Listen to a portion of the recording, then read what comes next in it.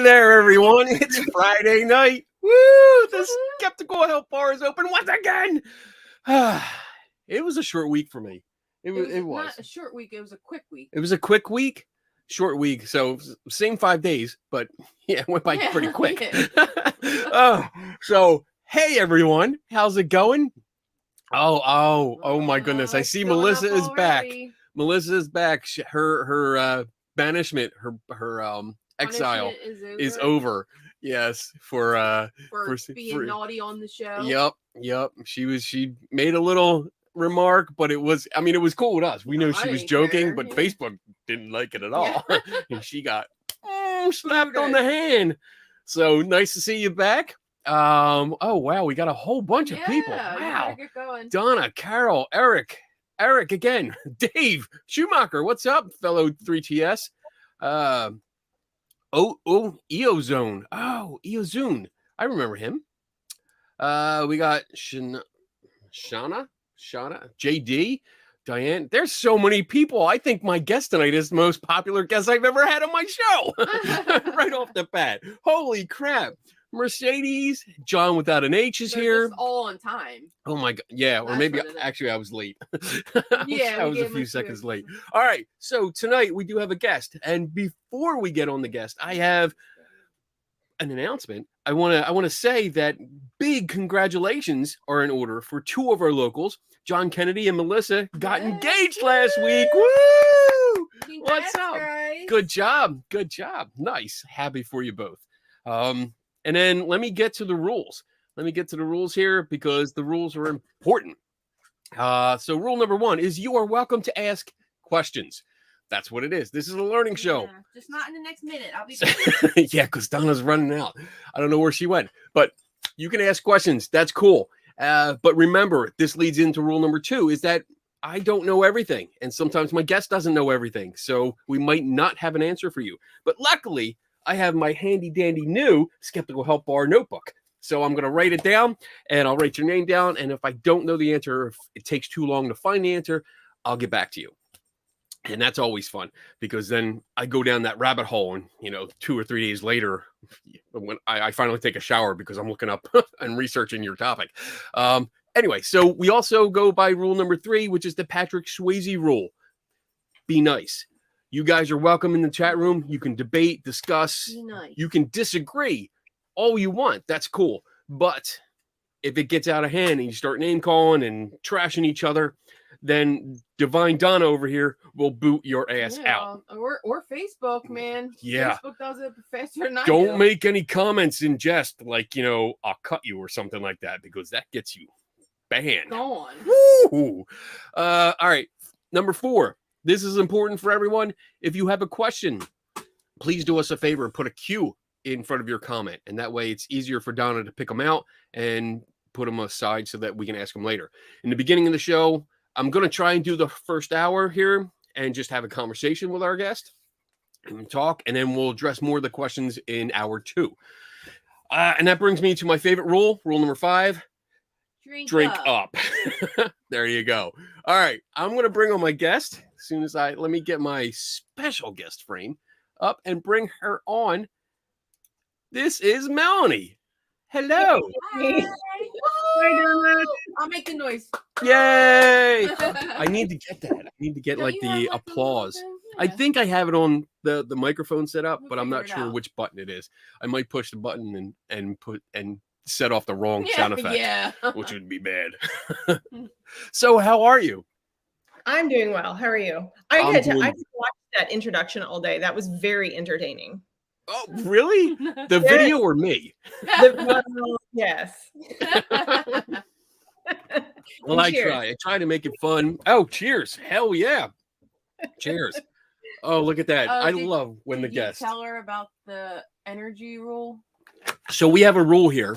It's actually like an inside joke / game.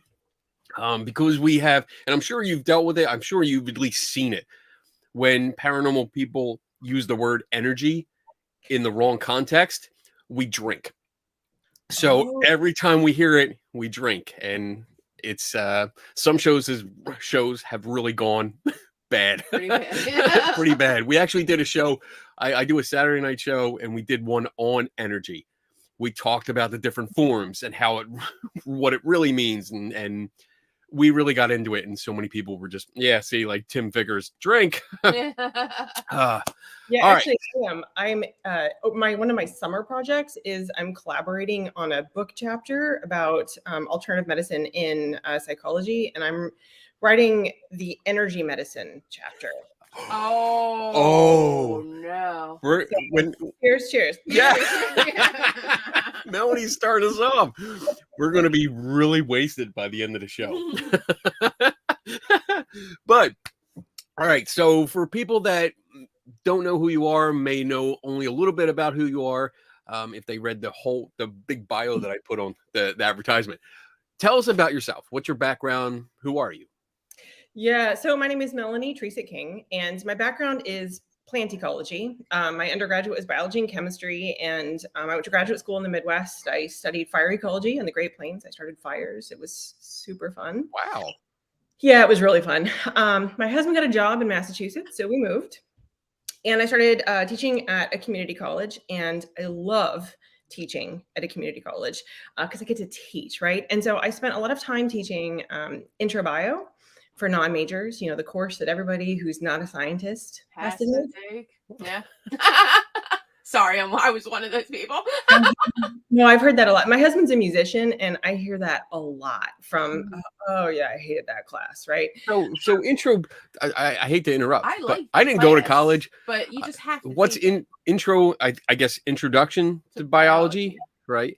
It's basically what they do is they take the first year of biology majors, they take a year-long course that's basically a survey of all of biology. So it starts with like scientific method, and then it goes into cells and genetics and protein synthesis and cellular reproduction, and then moves to organisms and evolution. And it's really fascinating as a biologist. I love this course. But what they do for non-majors, because non-science majors have to take a science class, because everybody has to be scientifically literate.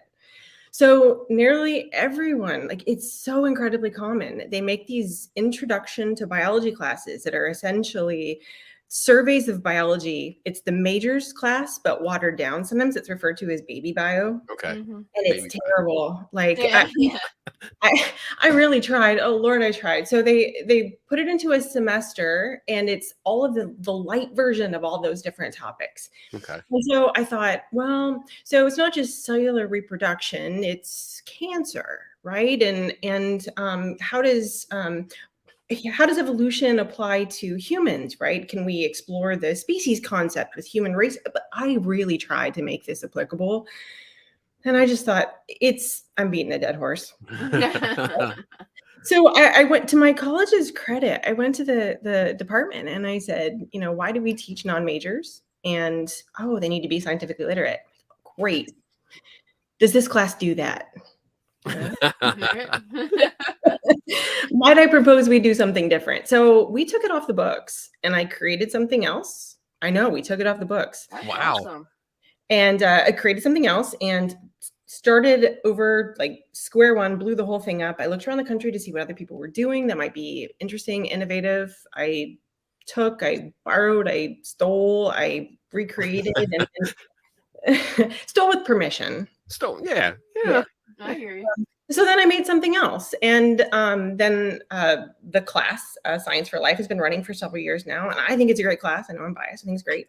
But, well, maybe other people would be interested in this. So then I made the website, Thinking is Power. Both for my students, I assign them readings from the website.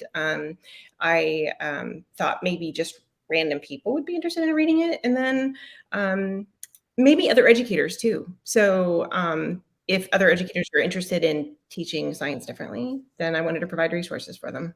Wow. That's awesome. So is this available? Is the course material available online where they can get to it? So what I've done is on the website, there's what I call foundations, and I'm still building it, but it's the backbone of the course, basically. Okay. built into the different sections, the basic topics, and the readings behind that. It's going to grow and expand, but then there's a series of assignments and so on. And my plan is to make more of it available to educators if there's an interest in doing so. I think there should be. Yeah, there definitely should be. Especially at the college level, like to take a class like that instead of intro to biology, like we all had to take it in high school.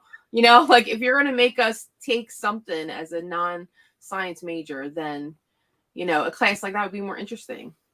Yeah, I definitely think so. And I'm looking at the site. helpful. I'm looking at the site now, and I'm in the foundations in critical thinking. And you have a floater toolkit, which I want to get into later. How to do your own research. That's one of my questions. And I'm just going to jump into that one right now, because I hear this a lot. I hear, especially because, and we talked earlier in the week, and I deal mostly with people that have like fringe beliefs, paranormal ghosts and UFOs, and you use a lot of this stuff in some of your examples. Mm-hmm. So I hear information being presented, and then when it's challenged, usually by somebody like me, or Ben Rafford, I see him in the chat room. We get this response of, do your own research. You know, just do your own research. And I wanted to ask what your thoughts are on that kind of statement. Yeah, the statement is a little triggering. Which is why I noticed that. Yeah. So the hard thing I will say about the website, and the beauty of the course, when students sign up for my course, I have them as captives for 4 months, right? Okay. And they want a grade, and so I get to start from the beginning, and we can get into this if you want, but I break them down first, and I get them to think about their own thinking, and get them to assess the limits of what they know, and to understand what expertise is, and so on. So like there's a build up to, I have information literacy in there. And the course is, I have set up the course. I'm taking a bit of a tangent here. Please, by all means. I like tangents. So if I can, bring me back in. Most people for the rest of their lives, I mean, you've got more information on your phone than was ever available to any human in history, right?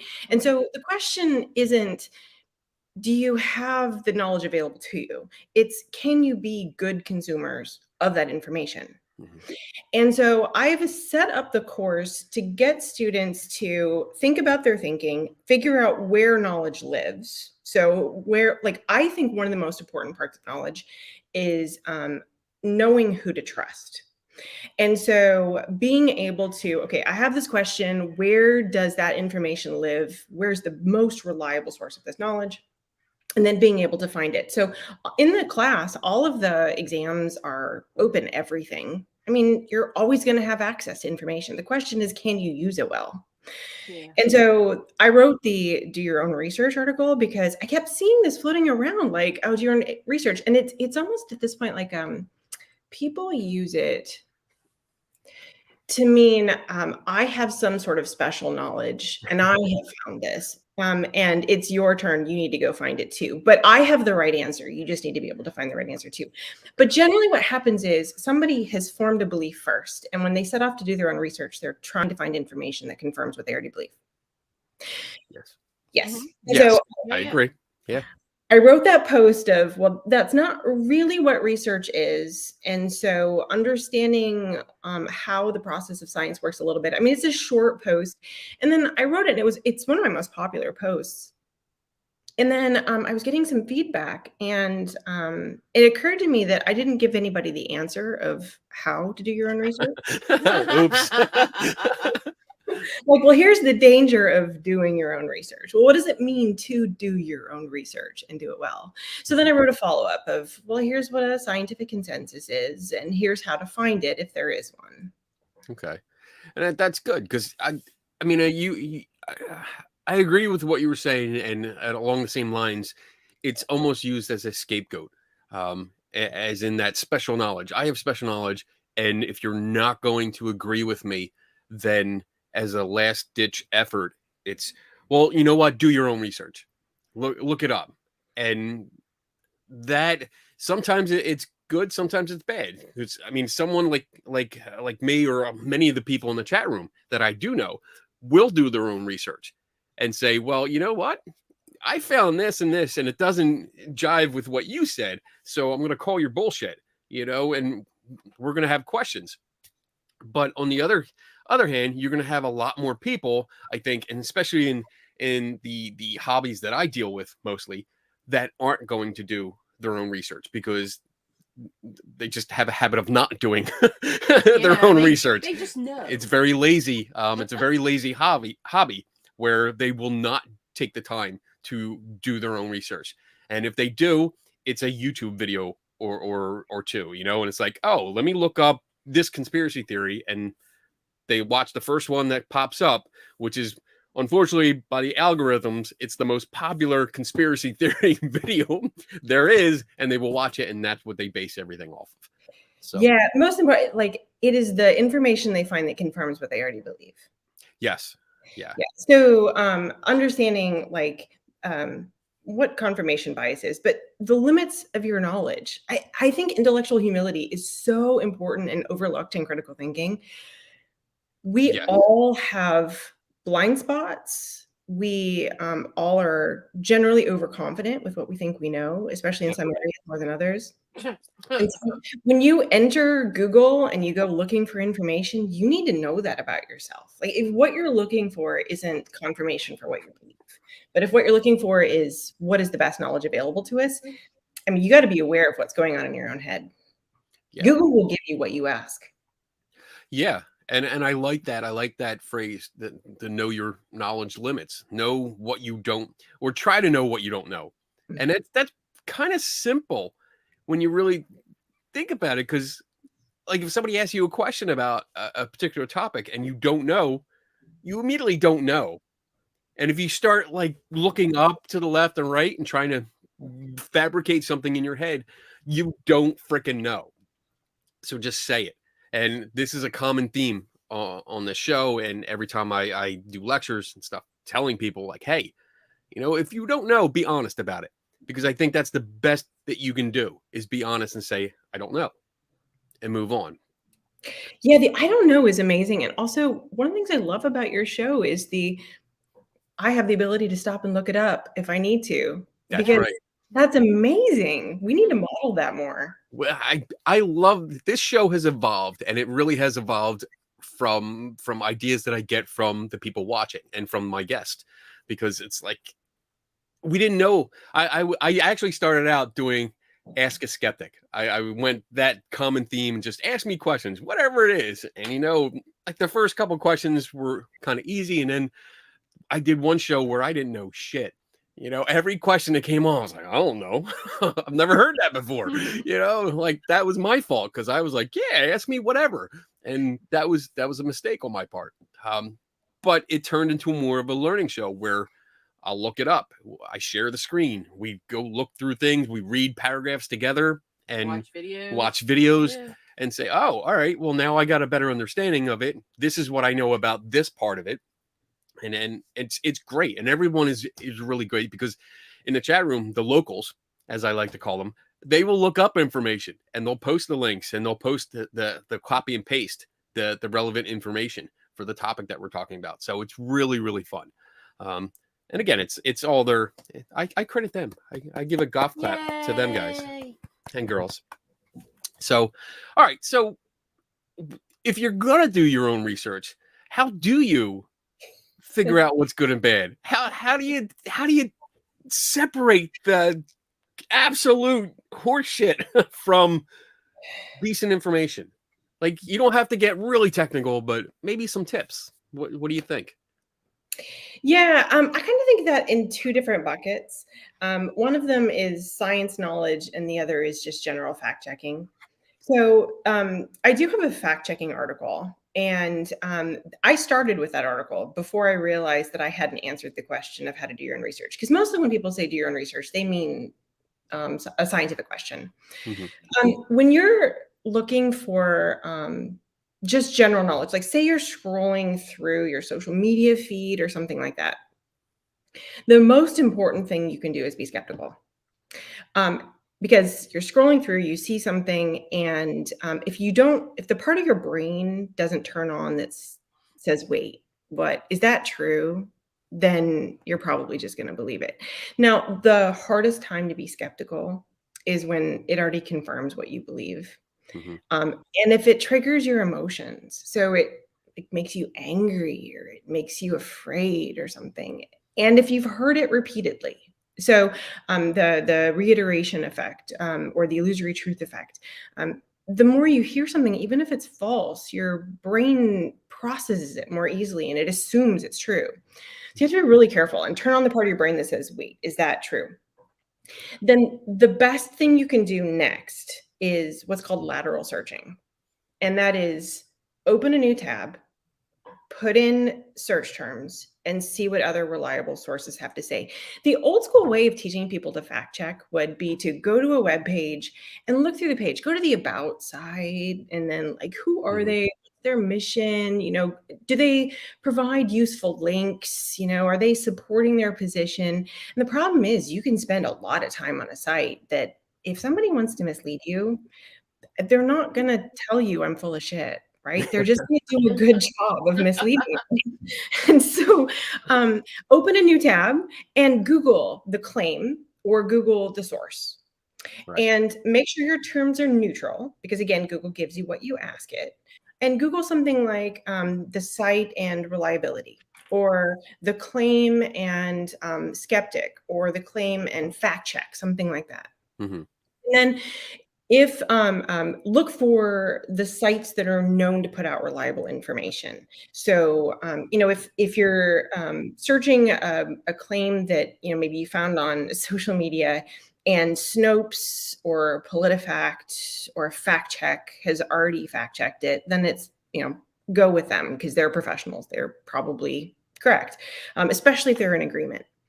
So that's just general fact checking. If we're talking about a scientific claim, this gets a lot more difficult. And I'm not in agreement with a lot of educators in here because historically, a lot of educators have, when they teach science literacy, they will say, well, I teach my students to read primary literature. And even for non-majors, they'll say, well, I teach them how to read a scientific article. And that's really dangerous, in my opinion, because the scientific literature itself it's also full of crap. There are journals that are predatory. There are journals that aren't good journals. There are studies that haven't been replicated. And if you want to go to the scientific literature, just like Google and the regular stuff, if you go to the Google Scholar and put in something, you're going to find a study that backs up your claim. It doesn't mean it's true. So I tell students, here's what a scientific consensus is. And we talk about the value of the consensus and then how to find a consensus.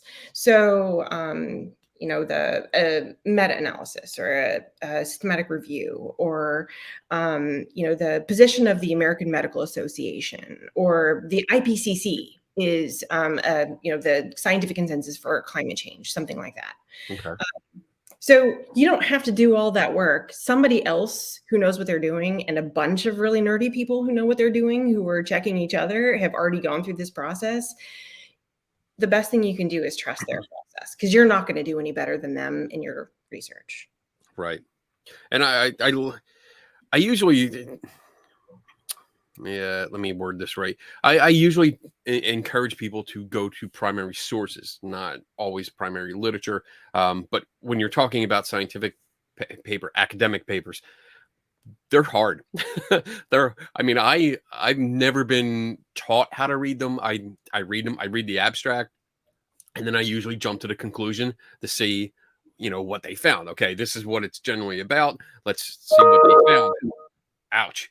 That's my bad. I'm so sorry. All right. Doc, you one drink. There you go. If that goes off every time, you got a drink. She's going to be wasted. I mean, I do try to go with academic papers or the papers when I can. I don't always understand them, and I know that I don't always have time to read them. But I think it's also a good idea not to always encourage that, especially if people have no understanding of what they're reading. I mean, it took me a while to understand how a scientific paper was formatted, and to understand what I was reading and how it was put together.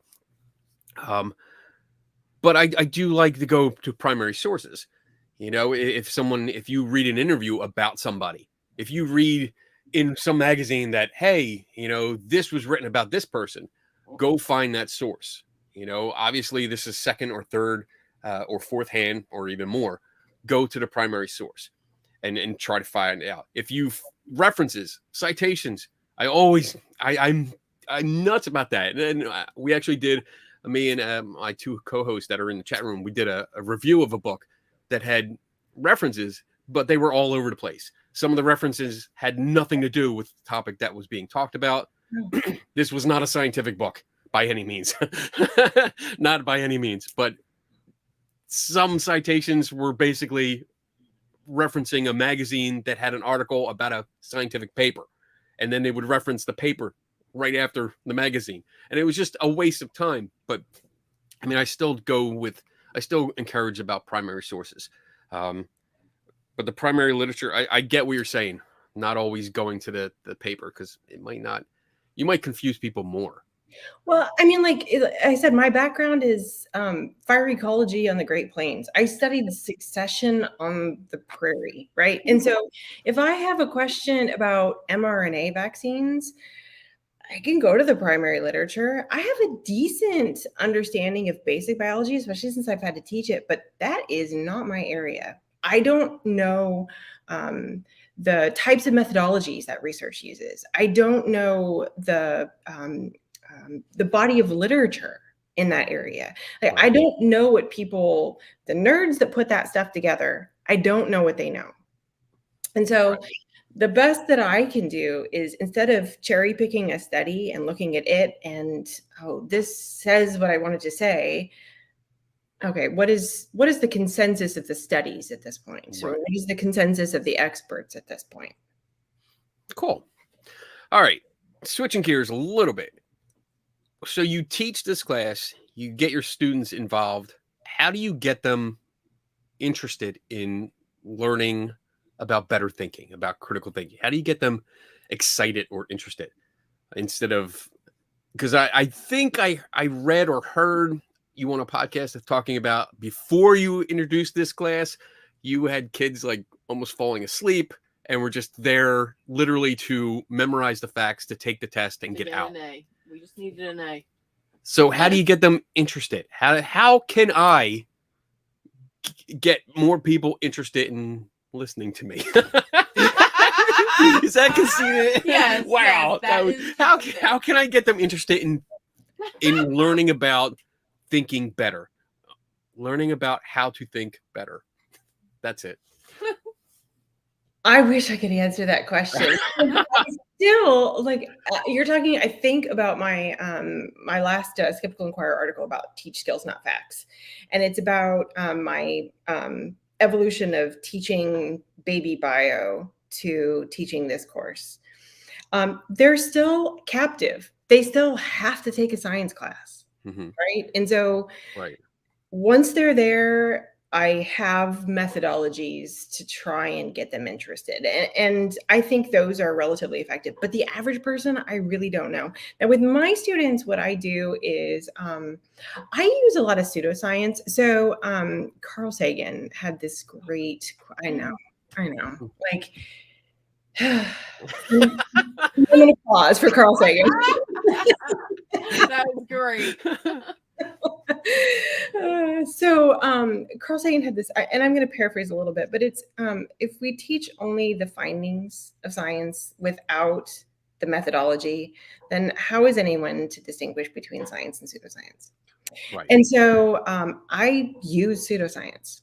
So instead of just, most science classes start with, here's the scientific method, and they present the it's not very honest. It's this like recipe like you start with an observation and then you design an experiment, and at the end you did a science, right? That's not how most science works.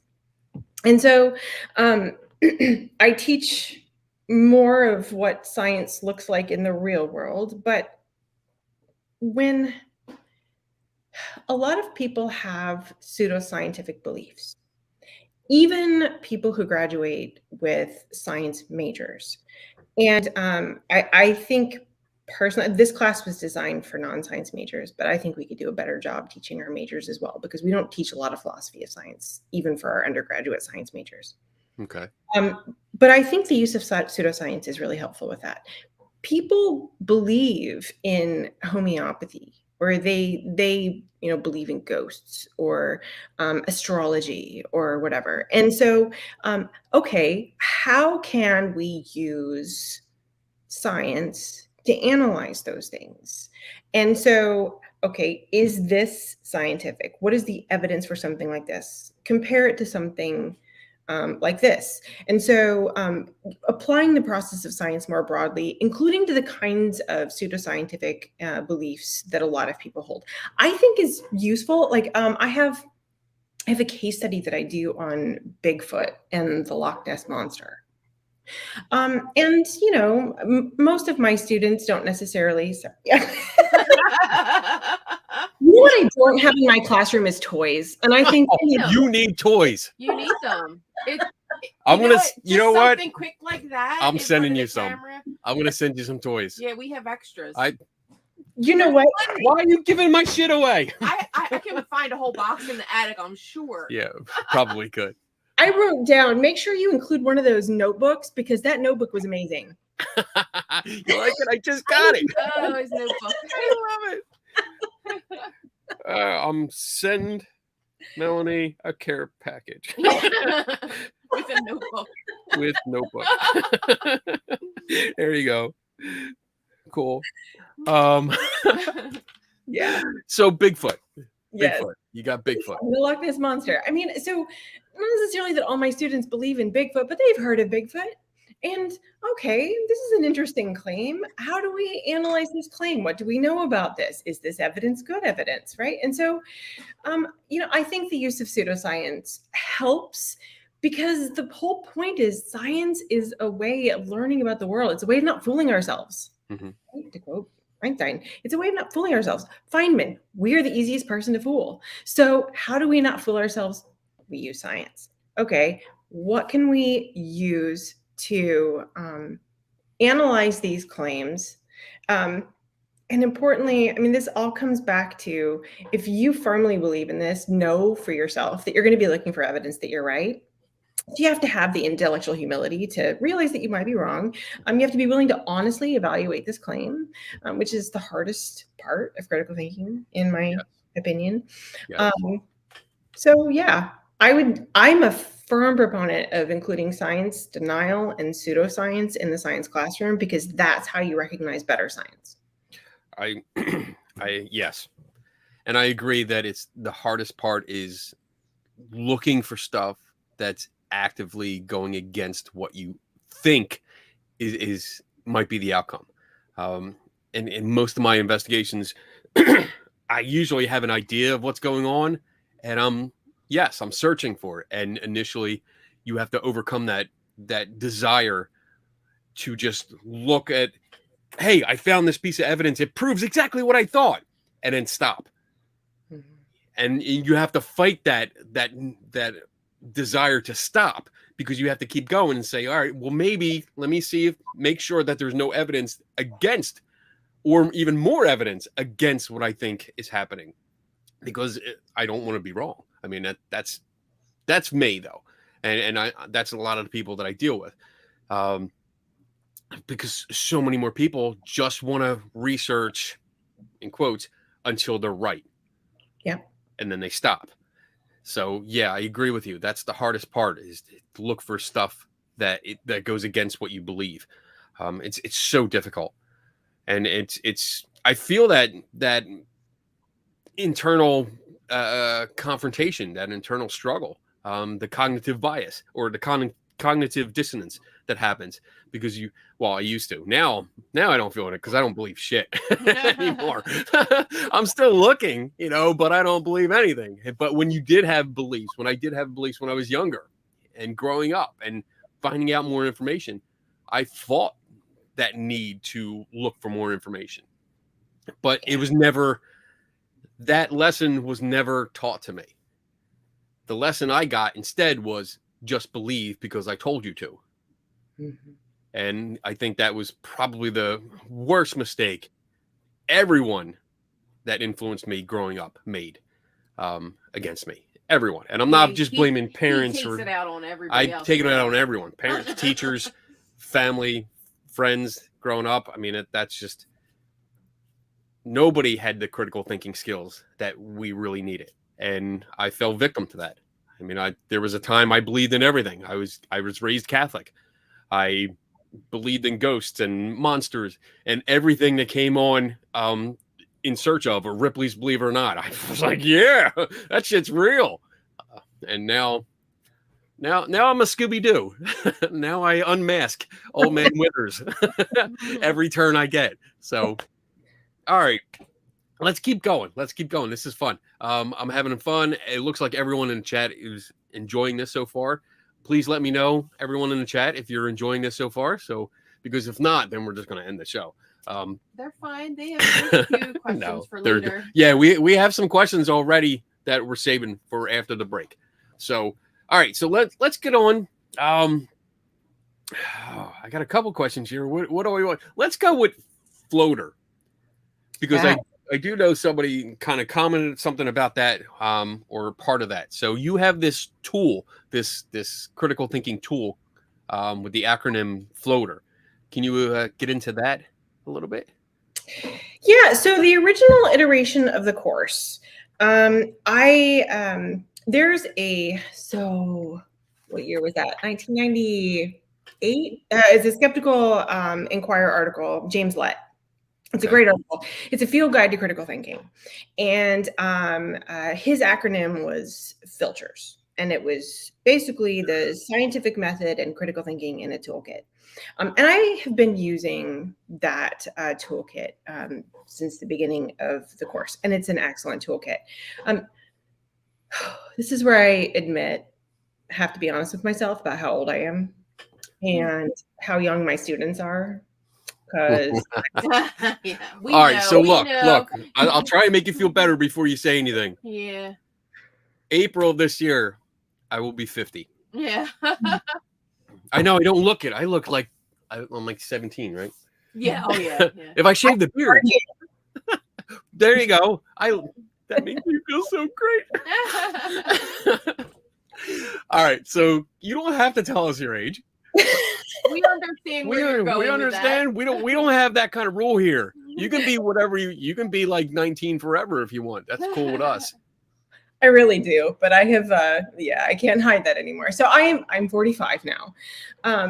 My students are all born after, like, they weren't born when 9/11 happened. I know. Right? Isn't that weird? Wow. I know. So, needless to say, that toolkit, with as wonderful as it is a bit dated. And it was also exclusively focused on the paranormal. Okay. And so what I wanted to do was, I've been using it for 5 years or so, and my students teach me a lot, and I think that's one of the reasons that the course has gotten better over time. Is I get to beta test on them, what works, what doesn't work. Right. And so I made a new toolkit. Basically, I contacted James Lett and I said, this toolkit is awesome. Do you want to go in with me and we can update this kit? And he said, that's a great idea. He's apparently happily retired in France, and I'm happy for him. But he said, that's a great idea. Go for it. So I did. The result was Floater. And Floater is my attempt at the one toolkit to rule them all. I'm trying to summarize basic science and critical thinking in a toolkit. so that I introduce my students early on in the semester with the toolkit. And we build on it all semester, practice, because honestly, it takes lots and lots of practice with this. When you talk about critical thinking, like this could be a huge tangent. And so I don't know if you want to go on it, but what is critical thinking, right? How do you critically think? That is an iceberg, right? And so what I tried to do was, all right, let's structure it. Here's what it looks like. You're presented with a claim. Let's start from the beginning and analyze this claim. And so the beginning is a very good place to start. The beginning, yes. So let's start. Can it's you a very good place to start? Sorry. I got her.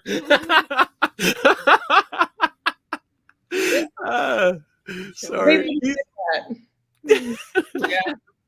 I'm over there. Anyway, so the result was Floater, my toolkit. And so that was my attempt. And so, yeah, I'm so glad you showed me that article. It's so funny. I still haven't seen it. Oh, you mean the new issue of Skeptical Inquirer? Oh my gosh, what the cover looks like. Can I see it again? Oh, she didn't see the cover. She wants to see the cover. This is by Celestia Ward. She is one of the co-hosts of Squaring the Strange. I made the cover. That is amazing.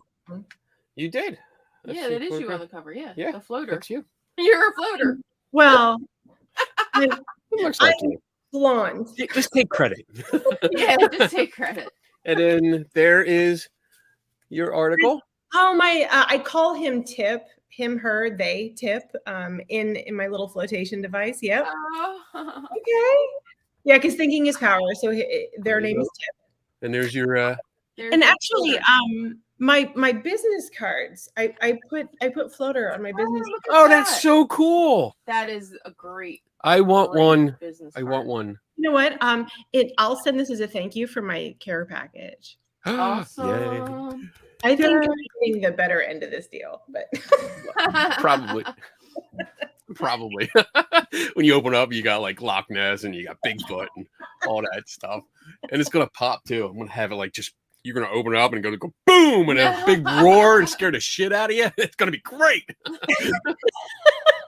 Okay. All right. Floater. Floater. Yeah. Floater. What does it mean? Okay. So Floater stands for falsifiability, logical, objectivity, alternative explanations, tentative, evidence, and reproducibility. Okay, cool. So basically, you are presented with a claim, start from the beginning. Can I prove this claim wrong? And like, again, this is a huge iceberg. I don't know how far you want to go, but what does it mean to be able to prove it wrong? And yes, I know that not all science works by falsifiability, but it is good to know if the claim that you're presented with can be proven wrong. Mm-hmm. But falsifiability is a really hard concept. And so what I've tried to do is, what does it mean to be falsifiable? Here are ways that avoids falsifiability. So supernatural explanations avoid falsifiability. Or excuses, like a lot of conspiracy theorists avoid falsifiability by making excuses for their why evidence doesn't support, or why the evidence is missing, or it's the moving the goalpost. Yeah. So basically, here's the ways that something can be shown to be not falsifiable. And with my students, though, so what they've taught me over time is, when we teach science, we generally start with the concept of falsifiability, but they don't know what that means. And you sort of skim over it and then just assume they get it. But it's such an important concept. So I've tried to structure each of these rules to help them, and importantly, to practice with them all semester. So I present the toolkit early. And then throughout the semester, I practice with it. So like my students right now are working on a quiz. I hope they're not listening, unless I'm going to give away answers. Otherwise, I hope they're listening. I can't wait for listening. Yeah. Yes. Yeah. Yeah. And you get 10 points to Gryffindor if you subscribe to the channel. So they're working on a quiz where they analyze crystal healing. Right. So like one of the claims so somebody says this crystal will promote overall health and wellness and reduce fatigue. And I mean, all these really vague claims. So by being so vague, like, what does that even mean? It doesn't mean anything. Right. So that's not falsifiable. Or logical. What does it mean to be logical? So what kind of argument are they making? And do they commit any logical fallacies? So, is there an ad hominem, or is there a straw man, or maybe not all these apply to crystal healing, but objectivity. So that refers to, are you being honest with yourself? And honestly, this is the hardest rule because, like we were talking about earlier, when we want something to be true or we don't want something to be true, and especially if we have attached our identity to it, we're really vested in that particular conclusion. Sorry. Harry Potter conversation. I know. Potterheads. That's what happens. Any mention. I love it. Yeah. So anyway, I walked them through the toolkit. All semester we practiced with the toolkit. Okay. I've totally lost because I'm rooting for Gryffindor. There you go. So we're at objectivity, and you went to alternative explanations. Next. Yeah. This is. Can you think of other ways of explaining something? So, like Carl Sagan would call this multiple working hypotheses, or how else might you explain this? So, like. I was having a conversation with someone recently on Facebook because I posted something about alternative explanation or about alternative medicine. And they were convinced that their alternative medicine had cured their friend's brain lesions because they had taken some form of alternative medicine and the brain lesions were gone, right? Okay, but what else might explain that? Right. I recently, I had knee surgery. I went to the doctor. I had knee issues. The doctor took x-rays of both knees, and it's like, wow, you have these extra bones in both knees. We need to go in and take them out, blah, blah, blah. And we were trying to think of why would I have these like extra floating bones in both of these knees in the same place? They're like the same size. Alien. Well, it turns out they were looking at the same x-ray. Oh. And both me and the doctor, the surgeon, failed to consider that as an alternative explanation. Our failure to consider that obviously led to an unnecessary surgery. Wow. Our failure to consider why brain lesions would have gone away, other than whatever alternative medicine this person was using, may lead somebody else to be seeking alternative therapies for, something that is ineffective. Tentative is the idea that we don't prove explanations to be true. So we tend to, most of us are very certain of our conclusions. We're really confident that we're right. And I think certainty is a serious problem because if you're really certain you're right, you don't consider that you might be wrong. She's pointing at me. You're making these descriptions. She's pointing at me. I'm trying to get my finger in the screen, but you can just no. You put your finger somewhere else. I'm just gonna leave. No. I'm always right. Every week. I'm always right. Always right. I just say, okay, you are, baby. I do my own research. Go research that. Sorry. Jackass. I'm sorry. See, I told you this is we go all different directions on this show. He comes back in like 10 minutes. He goes, "I'm sorry, I was wrong." Sorry. I'm sorry. I'm stupid. Research it and stupid. That's called conditioning. Not to be wrong again. All right. I'm So sorry. you have to All look right. forward to when you get married you're married for so long. I'm turning your mic off. Click. All right. Wow. In real life, if that was only an option. Right? I'm just thinking, like, my husband is off screen right now too. I'm like, oh, can I just, like, in real life, shut him off for a second? Turn your mic. I just turn your mic down. Just turn your mic. There we go. I'm always right. Just That's what I feel. I'm so sorry. Your significant other. What is his name? What's his name? Anthony. Anthony, I'm on your side, buddy. I know how it feels. Everyone say hi to Anthony. Hi, Anthony. I know you're there. Hi, It's like Anthony. you say his name multiple times and he's going to show up. You can heart me on Facebook. What's up, buddy? I know exactly how you feel. Yo, I'm digging the Middle. shirt. I love the shirt, dude. That's so awesome. I like that. It was nice. That's stylish. It's looking hot. Yeah. Yeah. All right. Artsy. All right. We got tentative, and He brings us back. I'm reeling us back in. It's getting close to the pee break, so I want to make sure we get through this first, so nobody gets upset and we have to cut it off in between. Okay, so evidence basically is the evidence reliable? Okay.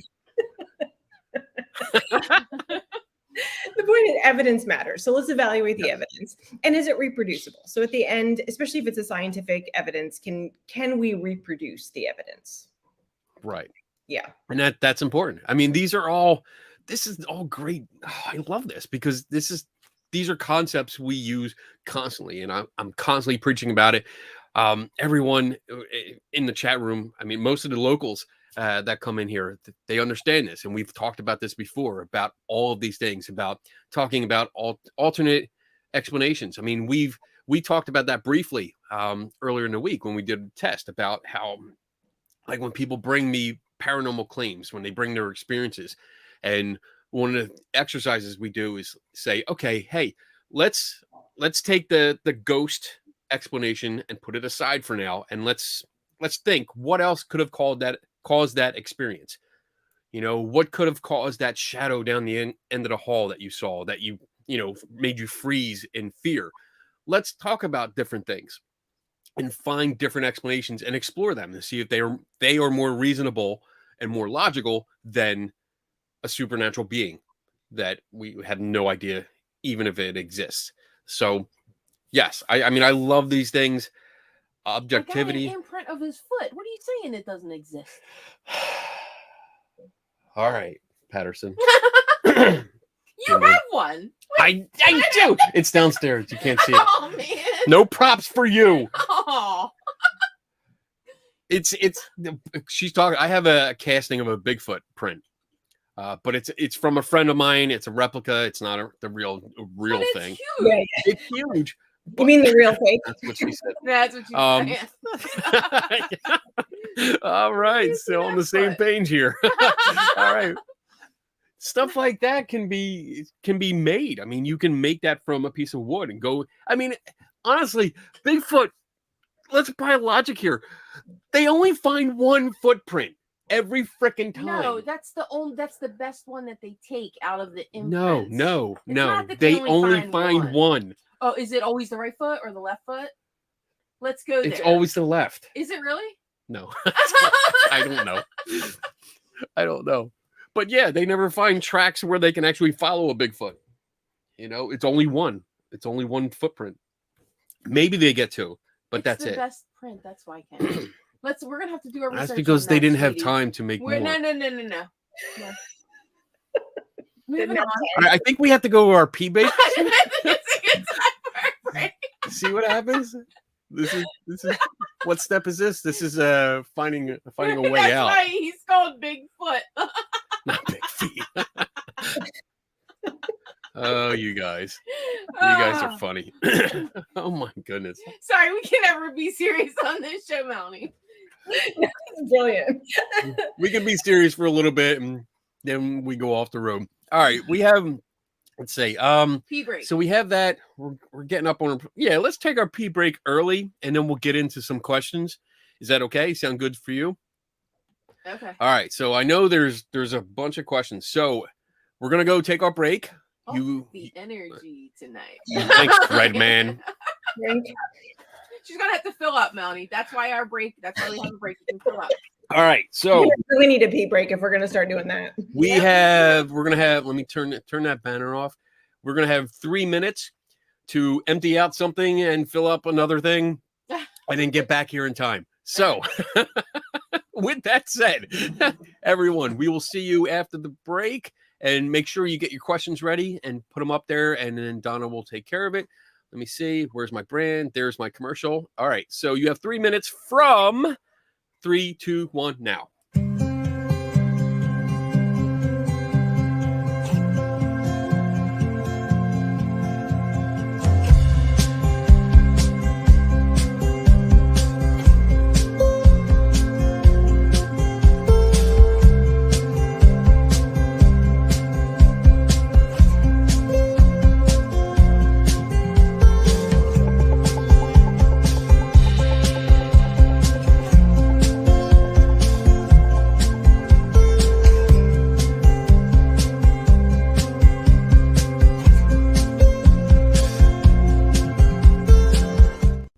Hey everyone, this is my store based on the theme of science and skepticism.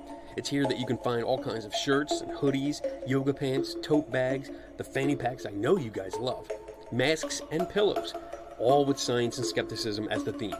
I even have hoodies for your pets. That's right, your dog or cat can wear one of these things.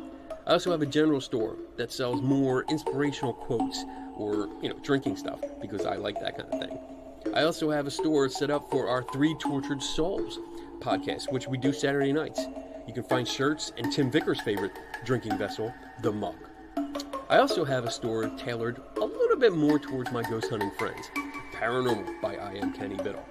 These are shirts and quotes that are a little bit more on the ghost hunting side, especially this one, Translucent Perished Beings. Ghosts. That's my favorite. So if you're interested, head on over to teespring.com/stores/scientific skepticism by IAKB and check it out. Thanks.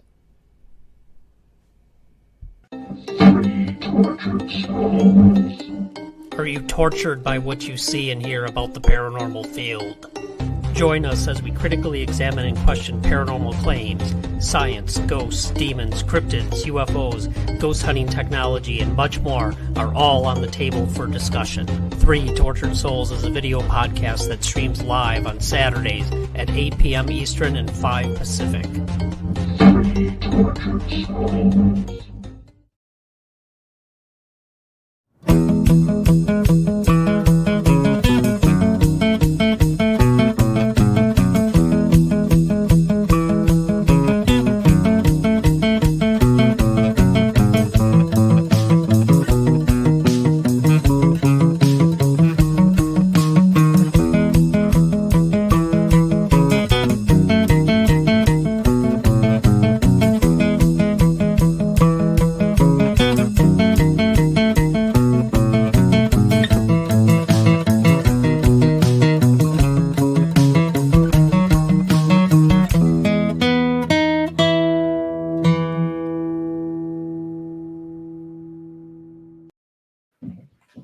All right. Perfect timing. Good job. All right. We are back with Melanie from Thinking is Power, and we're talking about critical thinking tonight. We're going through some steps. She gave us a toolkit, which is awesome. Some of the links I did post earlier. I'm going to post them again, but we're going to get into the question part of the show. So this is kind of new. I started this a couple shows ago where it's like we have a guest on and I spend the first hour focusing on the guest. And then the second hour is everyone else focuses on the guest. And most of the questions are going to be towards you. They're not too bad. They're not too bad. Yeah. I mean, most of the people aren't. I mean, who knows what you're going to get. JD, do you cover Karl Popper and falsifiability? So yes, you did cover falsifiability in detail. Yeah, I do.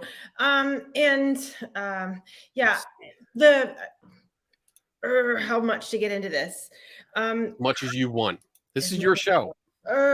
So We're not on a limit. Karl Popper was really the first to distinguish science from pseudoscience, and in a way that involved something like falsifiability. There's the demarcation problem in that where is the line? And it's a hard line. Not a hard line.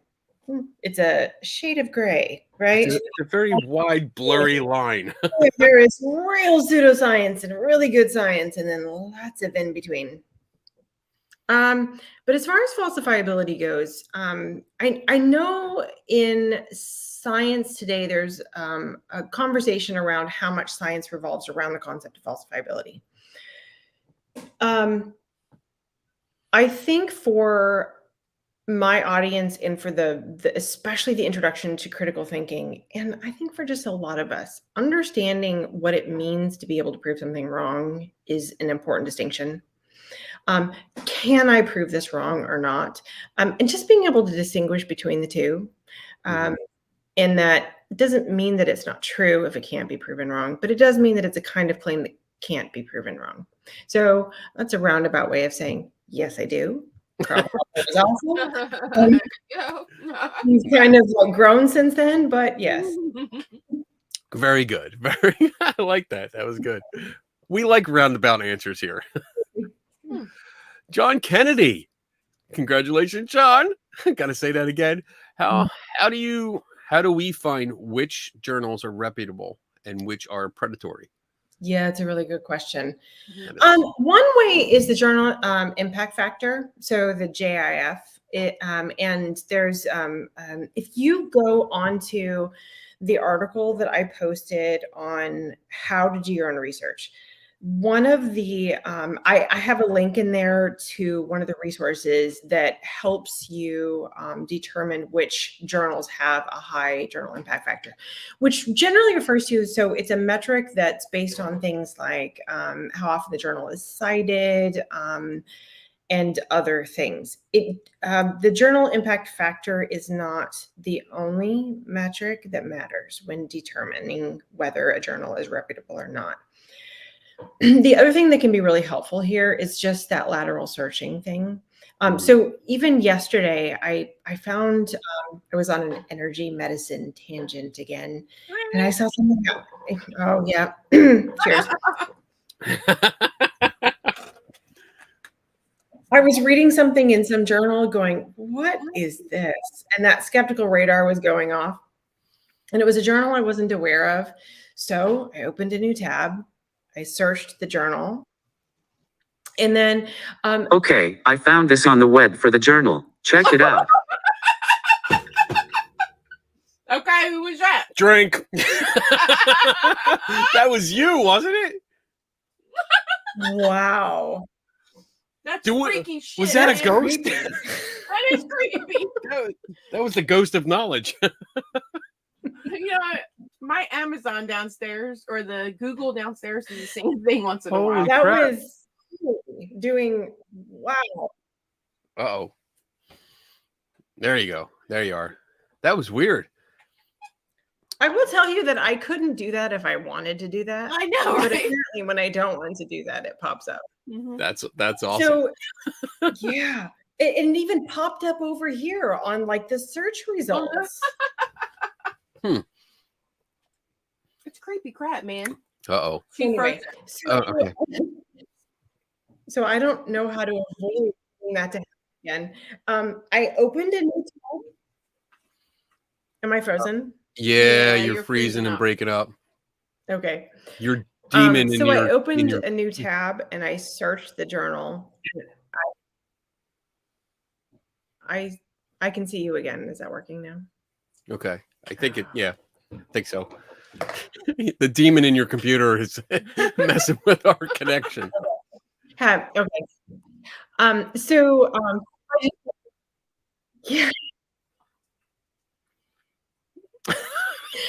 That is the supernatural belief that I hold, that I believe is absolutely true, which is that I have technology demons that follow me everywhere, that are constantly messing with me. Uh-oh.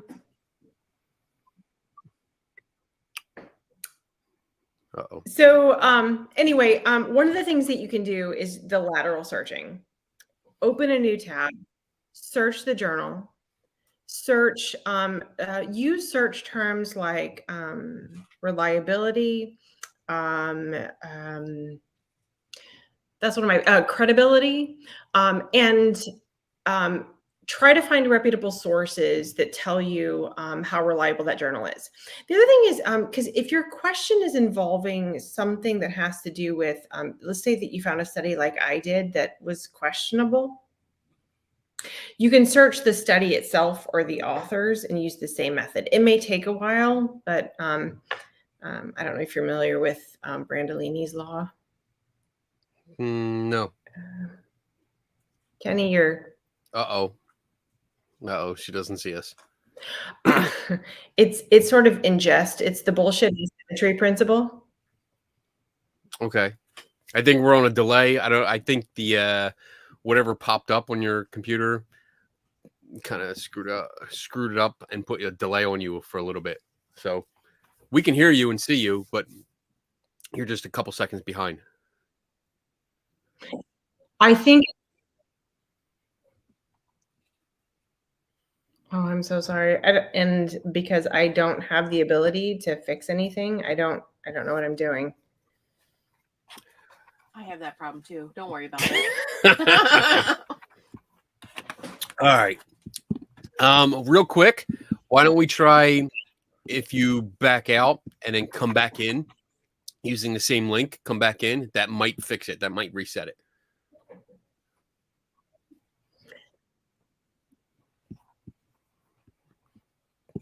Dude, technical difficulties. We need a banner that says that. Yeah.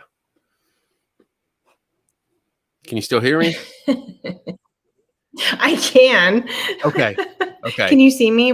I can see you. Yeah. Now. You look better. Up. There she goes. Up, you're going now. She's out. Oh, up. Here she comes. Wait a minute. Come on there. Spinning wheel. Spinning wheel. See what happens? Talk about ghosts and demons too much. Oh, man. Get screwed up. Man. Screwed up. Your computers. They screw us up. Damn Google. That's what happens when we took a pee break early. Yeah, right? Everything gets messed up. All right. So I don't know if you can hear me, Melanie, but you are not coming through You're not video or audio. I suggest backing out completely and then coming back in. See if you can pop. See if we can do that. So we'll pop her out there. Ooh. So we were in the middle of that question, right? We were, yeah. Let's see if she pops in again after this. Anyway, so John, it's your fault that your question is the one that screwed us up. I'm blaming you, John.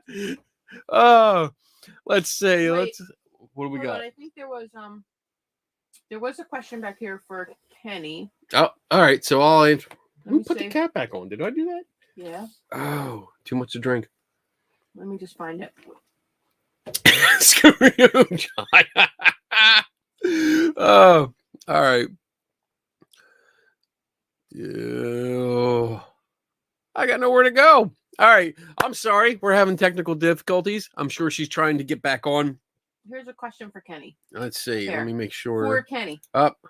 Enter studio again, I think. For Kenny, you ever listen to last podcast on the left for what the hell material? I have not heard of that. Don't know what that is, but I'm going to write it down. And let's see. Last podcast on the left. Last podcast on the left. All right. She's messaging me. Trying to get in. I don't see you. She thinks she's coming. I don't see you. I would reboot and try again. She's like, shit. So if you have any questions for me, this is the time to get them out. Yeah, what's going on in the chat room? So what's going on? I don't know. Y'all talking about like Harry Potter crap, getting in, like yelling at each other. Up. She's going. I can't answer that. Why not? It's on Maybe the I can. phone? Hold on. Oh, it's on your Let's phone. see. That's weird. She is on. Hey. Hey. She's on Facebook chat. I can't. I don't know what's happening now. So I think you should just reboot just open up a new screen and try to get in. Just click on the link again and try to re-enter the studio. The last time you tried to re-enter, it just didn't bring up anything.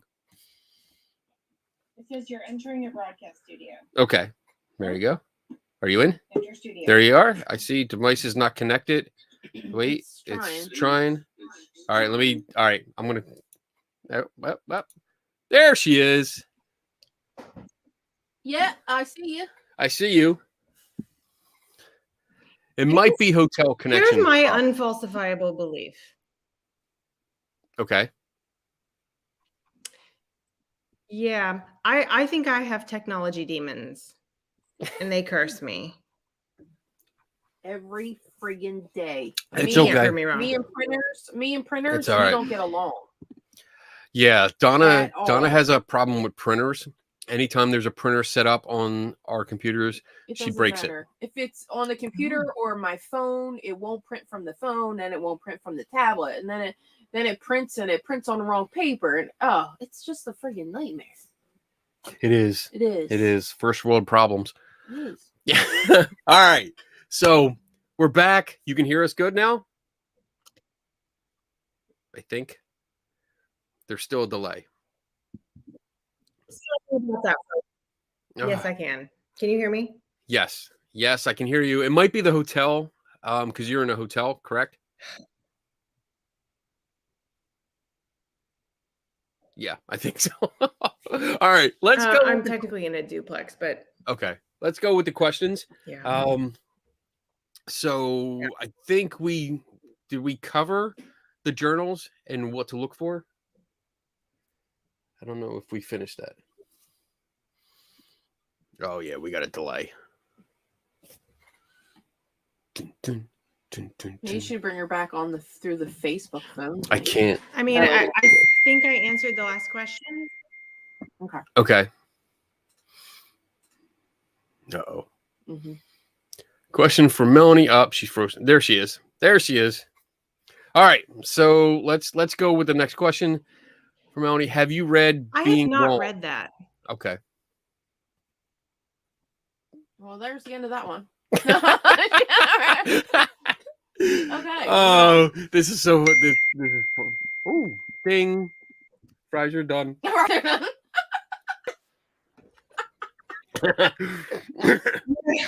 Okay, so because what happened was my tech support was my husband, and he literally left the moment I had tech support.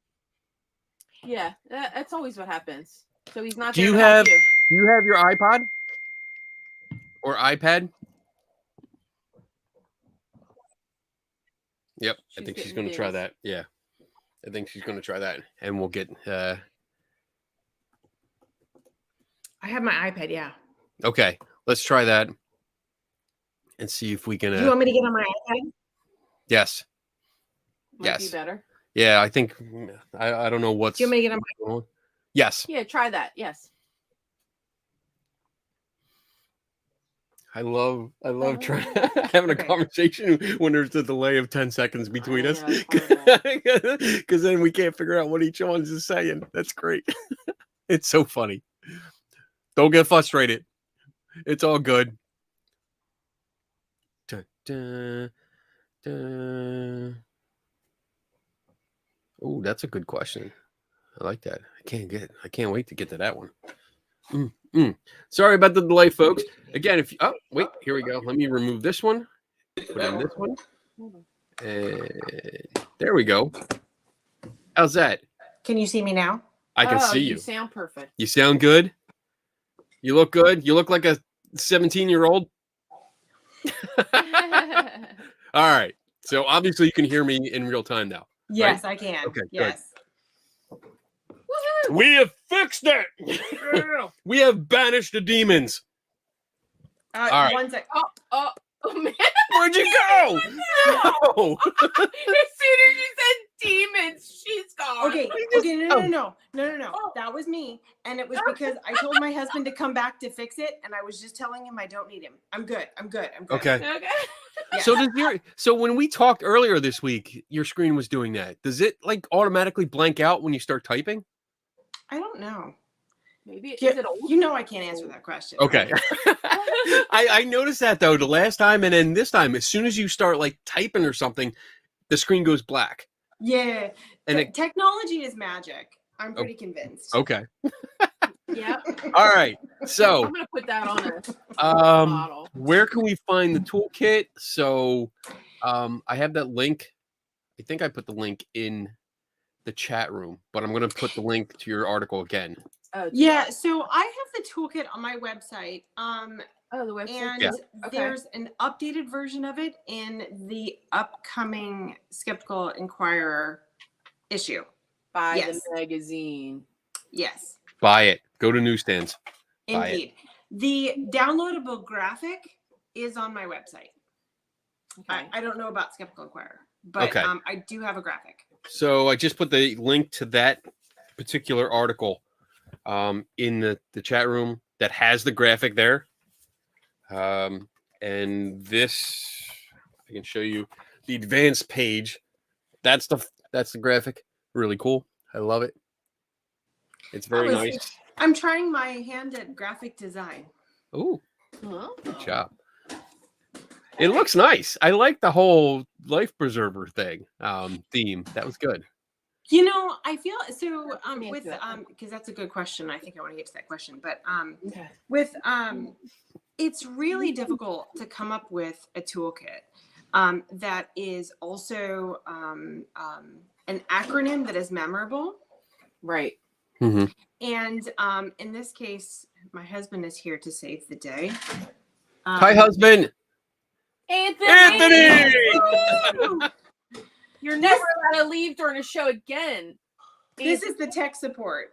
I hear you. I have mine. He sits right there. Is it working okay? I think it is working okay. I'm so sorry. Yeah. Ice cream. I need some ice cream. So sorry. With the toolkit, I'm so sorry. It's okay. So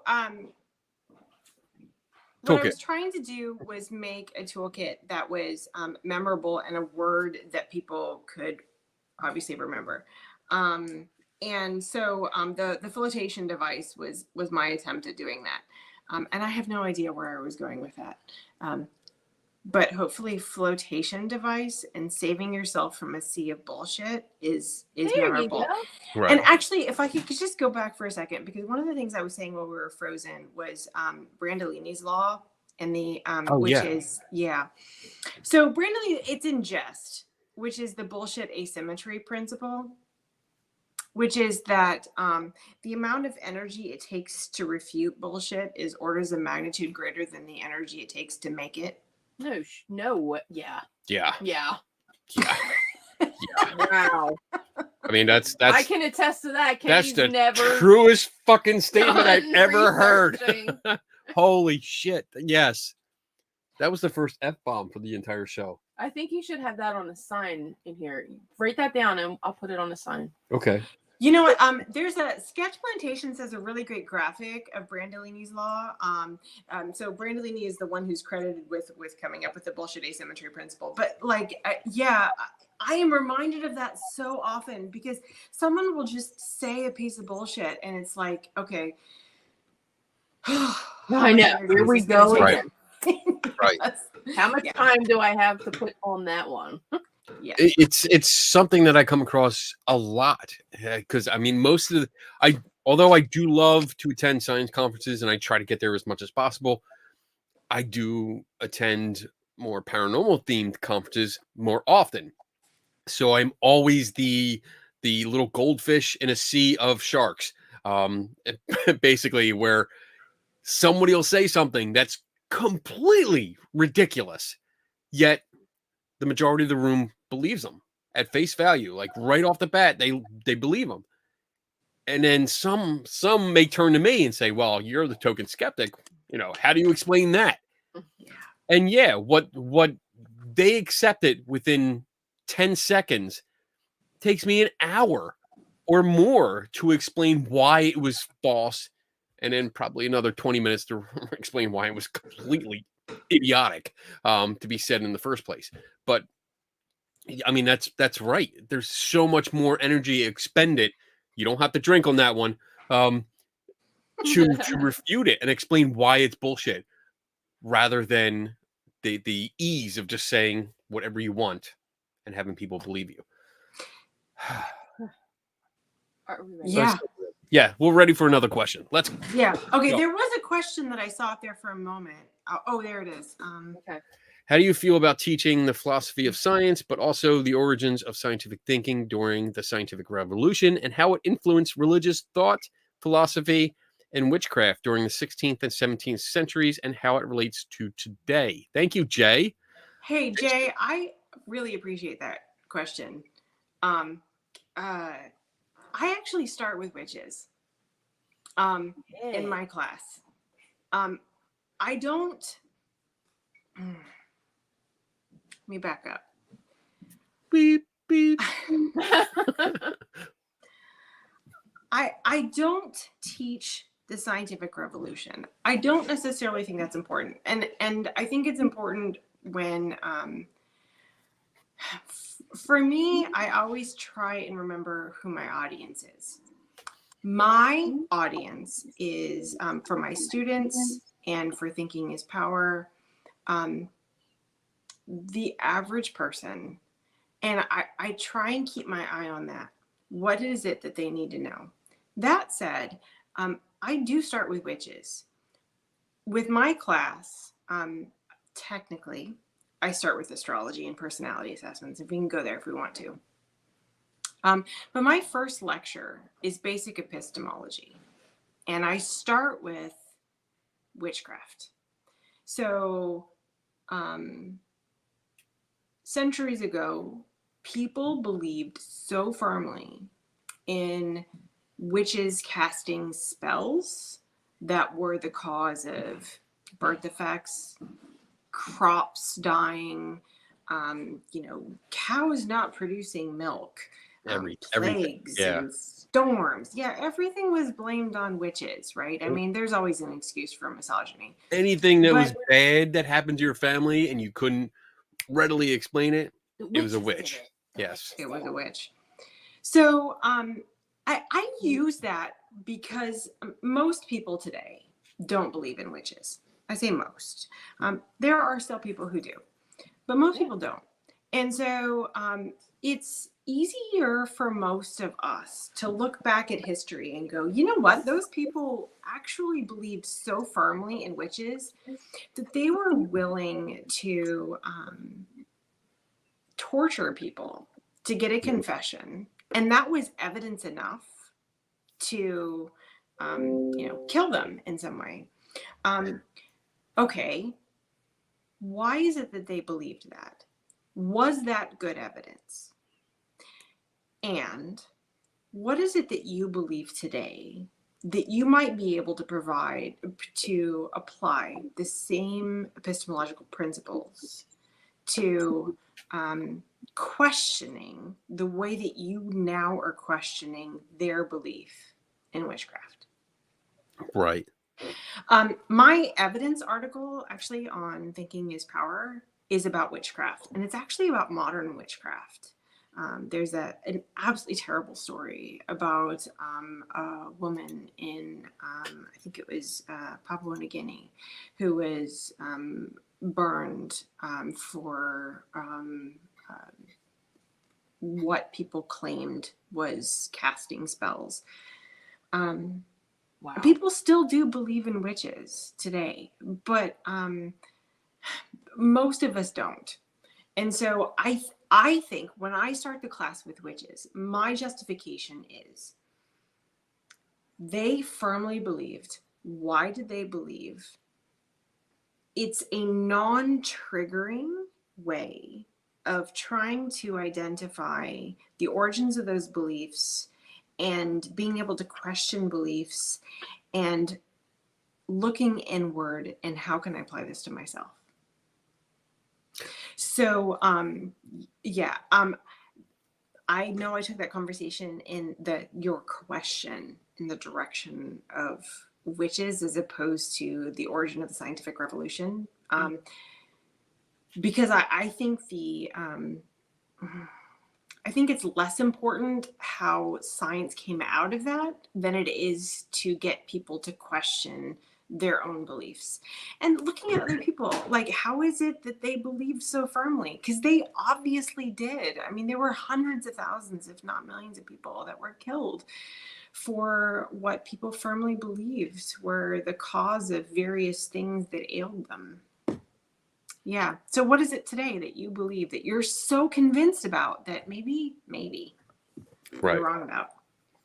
And that's a good analogy. That's a real good lesson because, yeah, I mean, how many when we look back in history, how many things were known, and I'm using total air quotes here. How many things were known at the time, and now we look back and think, oh, that was a silly. I can't believe how they believe some of that stuff. But to them, to put it in context, to them, it was real life. It was real. Like they really believed it. They grew up. And it's, I think most of us share the same kind of upbringing where we were raised a certain way. So like I mentioned earlier that I was raised Catholic. I was raised in that belief system. So a lot of the things I was told absolutely I had to believe. I didn't have a choice. So being raised that way, I took it for granted. Yes, it's real. It's definitely real. All these miracles and appearances and, things happen because this entity said so. I believed it until I started questioning and then I started applying the same critical thinking skills that I have now to those beliefs and thinking like, oh shit, people used to believe in Zeus and Apollo and Aphrodite and all these gods. Why should I believe in this other one that really has a boring name because it's not really original God? Why should I believe this and not believe all these others where thousands and thousands of people in history believed that they were true? And that got me thinking. That was part of, that's one part of like 100 parts that made me stop believing in any religion. Kenny's puzzle. Yeah, part of Kenny's puzzle. My personal puzzle. Well, that's really good. Yeah. I should make that. A puzzle of me. Here's a question. All right. I love the puzzle. John without an H, says, how do we discuss critical thinking with our ghost UFO Kenny not being a robot? Except what? John? You're not a robot? I'm not. Well, we haven't proven that I'm not. So that's all I'm saying. The ghost UFO blah blah blah believing friends when they already think they are using critical thinking. That's a good one. That's you. That's all you. Ask them like, what do you think a critical thinker is? Ooh, that's a good one. I mean, I call this pseudo-critical thinking, and yeah, like pseudoscience, because pseudoscience fools us because it's dressed in the trappings of science. I mean, nobody thinks that their beliefs aren't based in science or critical thinking, right? We all think that our beliefs are based in, we followed the evidence to a conclusion because we're really smart and we evaluated all the evidence and, we arrived at the truth. Pseudoscience fools us by making us think that it followed the process of science when it didn't. Pseudo-critical thinking, what I call pseudo-critical thinking, is dressing things up in the language of critical thinking to make us think that we arrived at a conclusion that's based in the process of a fair evaluation of the evidence. Right. And it's really dangerous. It's like pseudoscience is really dangerous, because if you are convinced, and look back to the witches. I mean, they were so convinced that they were right, they were willing to kill people over it. I mean, they obviously didn't think they were wrong or even question their beliefs. Right. If you think that your beliefs are the result of an objective evaluation of the evidence, then why would you question them? You already did, right? You already went through the process of evaluating the evidence in the method that we know that is the most reliable way of arriving at a truth. So that if you think that you use critical thinking, why would you question it? So, in my estimation, those who are the most down this rabbit hole are the conspiracy theorists, because they really think they've used critical thinking, right? They know the truth. They've asked the questions. They've done their research. They know the truth, unlike everybody else. So, how do you discuss it with others who think they already know those things? Oh God, if I could answer that question, I think I could probably control the world. Yeah. So true. I'll give you a little springboard here. So for me, I would start off with one of the steps in your floater toolkit, alternative explanations, and we touched on this earlier. By sitting down with them and saying, okay, why do you believe this? Why do you believe? Let's go with ghosts. Let's go with ghosts, because I just like picking on them. Why do you believe like this experience was a ghost? Let's explore that. Okay, and then again, let's do an exercise and take that out of the equation. Let's take ghost, paranormal out of it.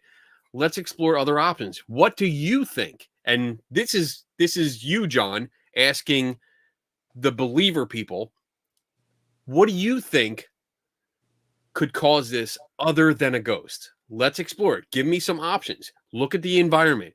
Look at all the details. Let's go together. Let's walk around this room where this experience took place, and let's pick out things. What could cause this? And really force them to come up with these ideas. Let's brainstorm with them, but make them do it.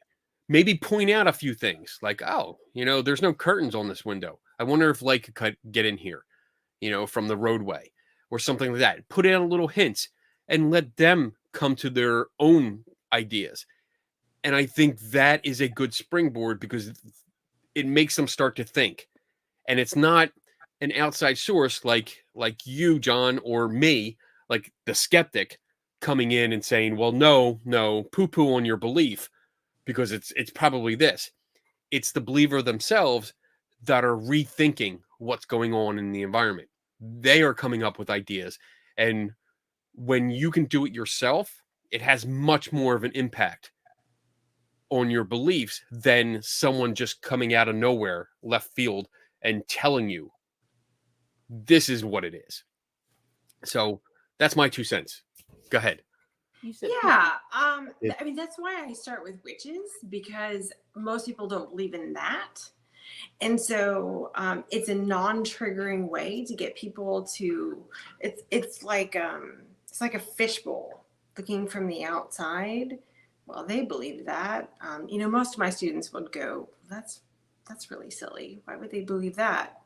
And so through a process, they can then on their own start to question themselves.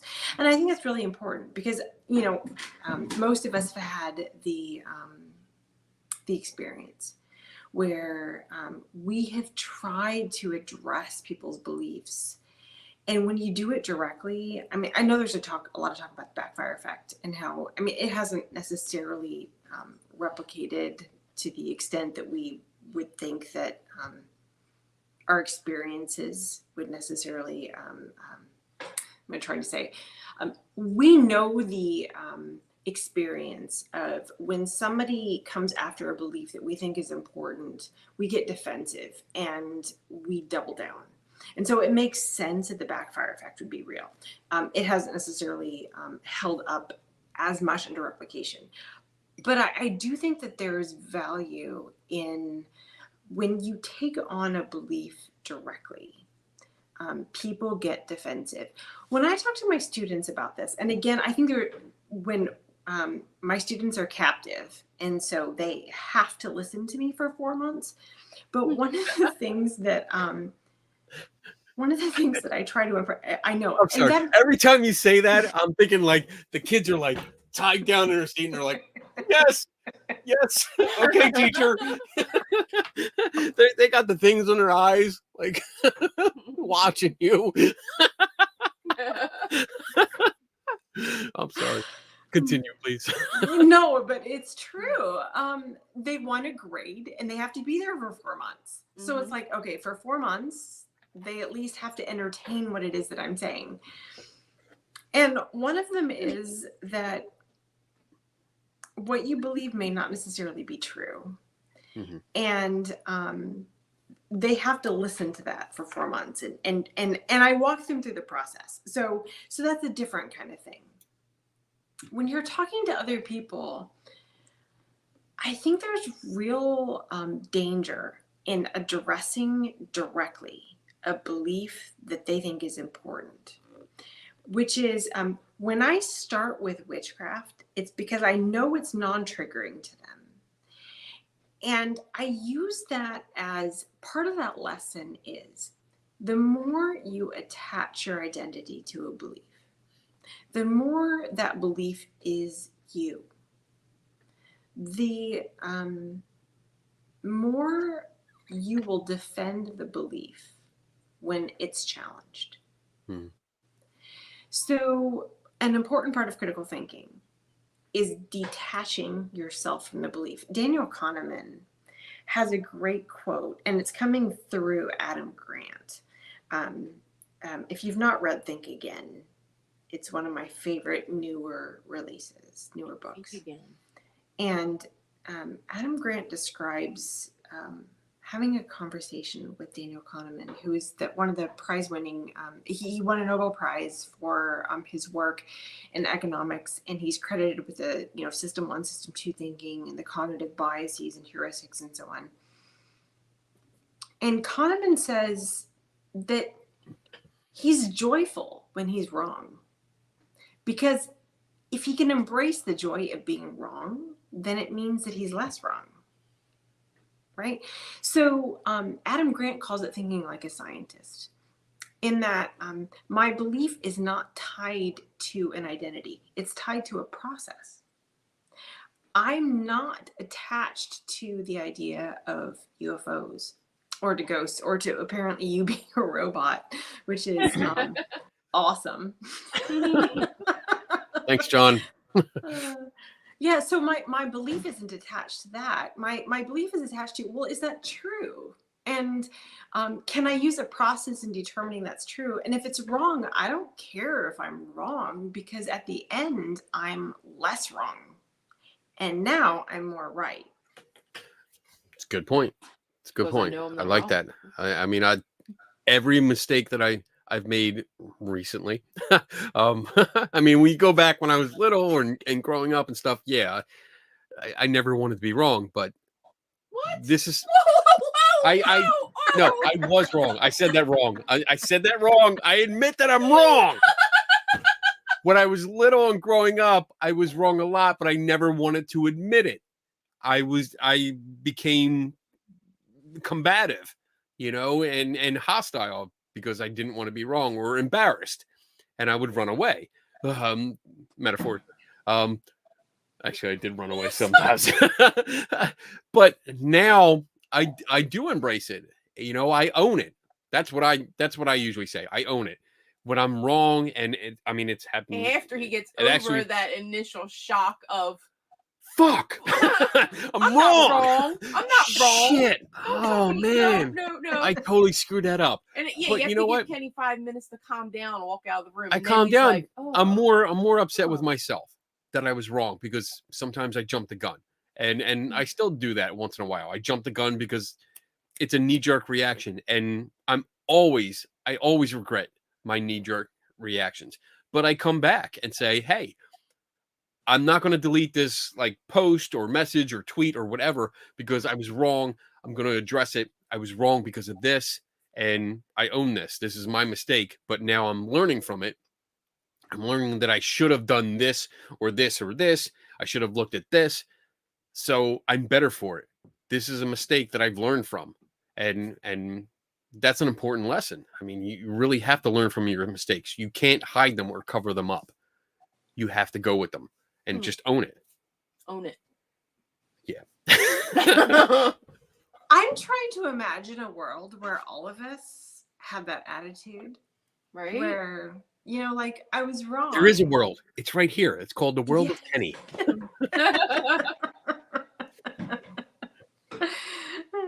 I also really, like, I have to say, I enjoy the marital dynamics here. That's why she's off camera. She doesn't get a camera. And I still have control of her microphone. That's all right. You can still hear me. Don't worry. They I can talk still. louder. Yeah. I mean, she He's has a turned me off microphone before. and I can turn it off, but this one in front of me still picks it up. So picks her up. And unless I just mute everyone. And there you go. I'm willing to make that sacrifice. All right. We still got a bunch of questions. So I'm going to shut up and let them, because everyone's really interested in what you have to say. So do you use a textbook in your classroom? If so, which one? If not, why not? Yeah. Hi, John. This is a different John without an H. Yeah. This is John without an H number 2. Number 2. How about the second? Oh, I like that. It sounds Call him more the like second. prestige. Yes. Okay. Go ahead. I'm sorry. Go ahead. No, it's okay. I don't. I recommend, if my students want to buy a book, because I was always one of the students that wanted to buy a book, The Skeptic's Guide to the Universe. I got that. Yes. Yeah. It's so good. If they wanted to buy a book, it would be that one. I thought about using the, and John, you may be able to help me, because my brain is turning off. I'm super tired. I hear you. It's the How to Think About Weird Things by. Oh yes. How to think? Yeah, I have that book too. Is that? I even quote them. I don't have. I think that's in the other room. But yes, How to Think About Weird Things.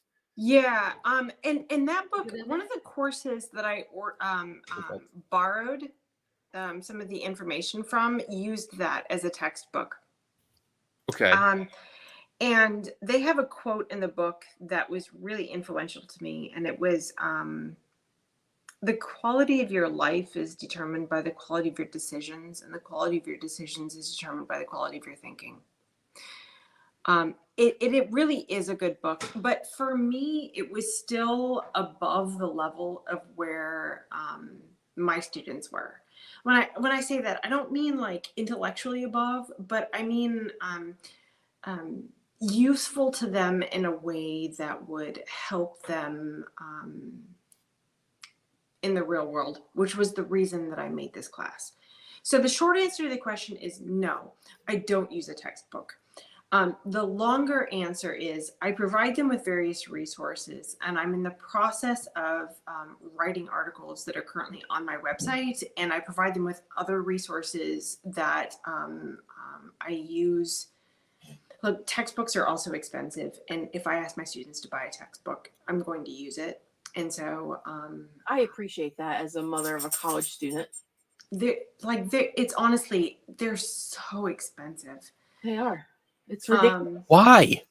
Yeah. We don't even get actual and books for the- anymore. and for the Well, I mean, most I part, do. They're used books, and they're charging you like $100 for a used book. I'm like, it's a textbook.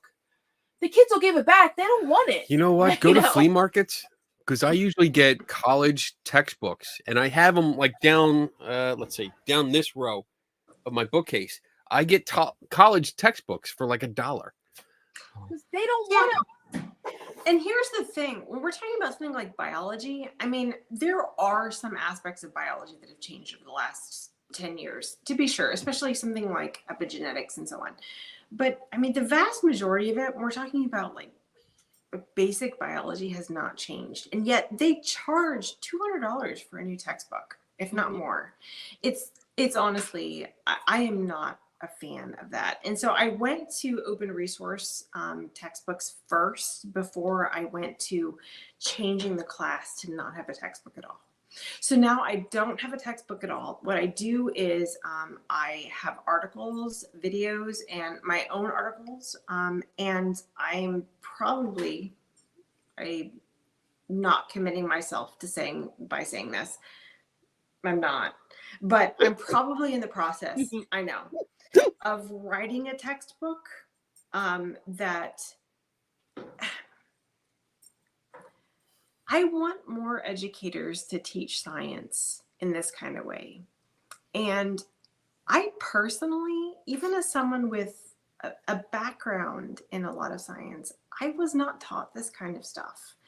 And so if I want more educators, especially, you know, like even a high school science educator, they don't have as many science classes as I had to take, and they don't have as much background as I had. They have a lot of education classes, but they don't have the science or the critical thinking background that I had. And so if I want them to teach this way, I have to provide them with resources. I'm still looking for that. So I'm gonna jump the line here, but one of my questions was, when do you think this should be taught? Should this be taught in grade school or high school, college? What do you think? I think critical thinking and information literacy and basic science literacy should be taught as soon as we're teaching those subjects. This particular course that I've developed, I think can be taught, I know can be taught in high school, because I've taught it to dual enrollment classes in high school. Okay. And I know I've given the class to other educators who've taught it to high school That's great. dual enrollment programs. I think that we need to make more of an effort of incorporating these concepts into at least junior high, At least. certainly high school, and absolutely college. And when I say college, because again, what I'm saying is I teach this class to non-science majors, but I don't think most of our science majors have the kind of background in the basic philosophy of science that they need.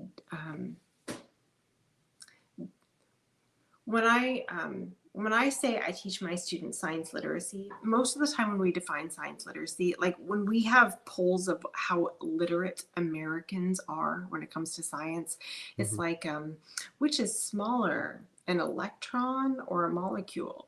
Or how long does it take the Earth to go around the sun, right? And those are science factoids, and they're important science factoids. And I'm not saying we don't teach science factoids at all. But that's, I think, by default, how we've defined what science literacy is. Yeah. And so what I'm saying is when we measure science literacy, we need to be also asking what, this is more difficult, how, what is the most reliable conclusion we can draw from the available evidence? Interestingly, like I've had the most interesting conversations with scientists, people who are masters, doctoral holders in science, and you ask them, you know, what's the difference between a theory and a law? And they don't necessarily know the difference. They don't agree on the difference. They don't understand the difference. And so that's so basic. We need to be teaching our majors that kind of stuff. And when we define what science literacy is, the skills that we're talking about with science literacy, that's the kind of things that we need to be teaching everyone, including our science majors. And I took a major tangent there, and I am so sorry. And I'm like okay. off. That's okay. No. Because like it's shocking to me. Yeah. So I agree with you, and I think I would even go a step further and say this kind of thing needs to be taught as soon as possible, because it's not just science. It's as you said, I like the term you use, information literacy, because it's teaching people to look at information coming in, not necessarily just science, but all information. This is something we can use in our daily lives to look at the information coming in and assess it to figure out whether it's valid or not. Should I be following this advice? Should I not? I mean, these are life lessons. This is something that people need to learn as early as possible to steer their way of thinking, because this is basic at the basic level. This is teaching people how to think, not necessarily. And this is your quote, not how to think or not what to think. That's it. Let me get this right. You're not teaching people what to think, but how to think. How to evaluate the incoming information, how to say, okay, this is good information, this is bad information, I have questions about this doesn't follow the claim, the data that I found doesn't follow the claim that they're making. This is stuff, if you take out science, if you take out ghosts and stuff like that we usually talk about on the show, and apply it to everyday things, like consumer products that you see advertised online, or on commercials, the freaking infomercials that are on late night or early morning. These are the type of skills that you need to look at it and say, does it really do what it says? You know, what are the side effects? What are the symptoms? What are the benefits versus what's it going to cost me? Is it efficient? All of these play into our daily lives, and these are skills that are necessary. And I mean, I know I put an emphasis the last couple of years on the show on critical thinking as it pertains to paranormal beliefs and claims. But in reality, critical thinking should apply to everything in our lives. Because I think it would make a better life for all of us. Really. It would take out so much bullshit. Deepak Chopra, I think his name is. Yeah. Oh my God, that jackass. Are we gonna energy drink? Oh, we can do that for that. Oh my goodness. Oh, Deepak. Oh, that guy. I can't even pronounce his name right, but he promotes so much bad energy, metaphysical, pseudoscientific, energy, homeopathic bullshit. Oh my God. Bad energy. That guy just needs to getting it. He needs to be in the spot where like a satellite that went rogue crashes, and he just happened to be there where it crashes. Wow. You know, like, I'm not wishing anything bad, except, you know, he should be there and have a front row seat. Anyway, so we have questions. Let's get to the questions. Let's get the Food Babe. Yes, John Kennedy. Thank you. Food Babe is another one. Okay, let's go. All right, let's go with the questions before I start cursing a lot more. With biology and evolution, how do you suggest addressing friends and family whose only response seems to be, I didn't come from no monkey? Oh my God. I didn't come from no monkey. That's the way you say it. Wow. All right. I'm not going there. I don't know if I can go there. Yeah, okay. So maybe at the risk of too much information about me, I was raised in this little town in Iowa where in a church that was a young earth creationist church. And yeah, I was raised believing that God created man in his image and woman out of him to please him and to serve him. And did you subscribe to like the whole 5,000-year-old? yes, 6 to be fair. Oh, New show. oh, New show. 3-hour show coming up. Whoa! That's a whole nother talk. Wow, I didn't know this about you, and I'm so intrigued. It's true. It's true. We're gonna talk off camera. And I remember because my mom was this. My mom has faith, but my mom kept also telling me, Melanie, you can do anything anyone with a penis can do. Like I can still hear her in her head. She's to this day, I think, would still say the same thing. And then like the youth minister would come to my house to tell me, well, actually, this is your place. God made you to serve man and I was so confused. And I went to college and I studied biology and I was going to be a veterinarian. I think a lot of people would assume that it was the biology classes that made me question those beliefs. But actually, I remember it really distinctly. It was World Civilization 1. And I remember the professor talking about the different ancient civilizations and the gods that they would create based on their various conditions and how the gods would reflect the environmental conditions and so on. And it was like this, wait a minute. Humans created gods, not the other way around. And like, I remember it like light bulb. Flashbulb memory. Totally flashbulb memory. And it's probably entirely wrong, but it was enough to have you question.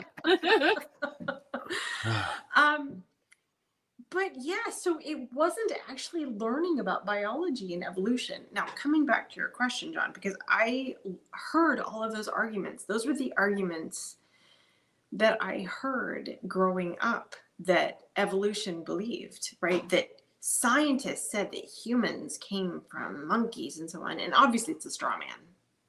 Scientists don't actually say that humans came from monkeys. We came from a common ancestor, right? We share a common ancestor, just like we share a common ancestor with every living thing. It's just how far back that common ancestor goes. Yeah. But the root of that belief is not our relatedness with other organisms. It's how divine it is. It's the religious belief, right? So there is a core belief that those other beliefs are protecting. Mm-hmm. So I'm forgetting the name of the scientist, and I really apologize. Maybe Divine Donna can look this up. But there's a concept called web of belief, and it's our beliefs don't exist in isolation. Right? Our beliefs exist related to other beliefs. And so if you picture our beliefs, I like to picture like a spider web where all of our beliefs are related to each other, but there's a core. Mm-hmm. And if you get to the core belief, what is that core belief? And in this particular case, at least if it's coming from the same place that I can relate to, it's what that means is that humans are not a divine creation from God. And so there is an underlying belief that those things are protecting. And so you'll never be able to address those other beliefs without getting to whatever that core belief is. Okay. I think the Emil Kierkegaard. Yes. Yes. Yes. I can. Nice job, Divine Donna. There you go. That was all Kenny. I was trying to give you credit. That's okay. It was all you. You type a lot faster. I type a lot faster.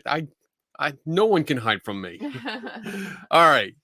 Let's we got a couple more questions. Woo! Are you good? Are you good with time?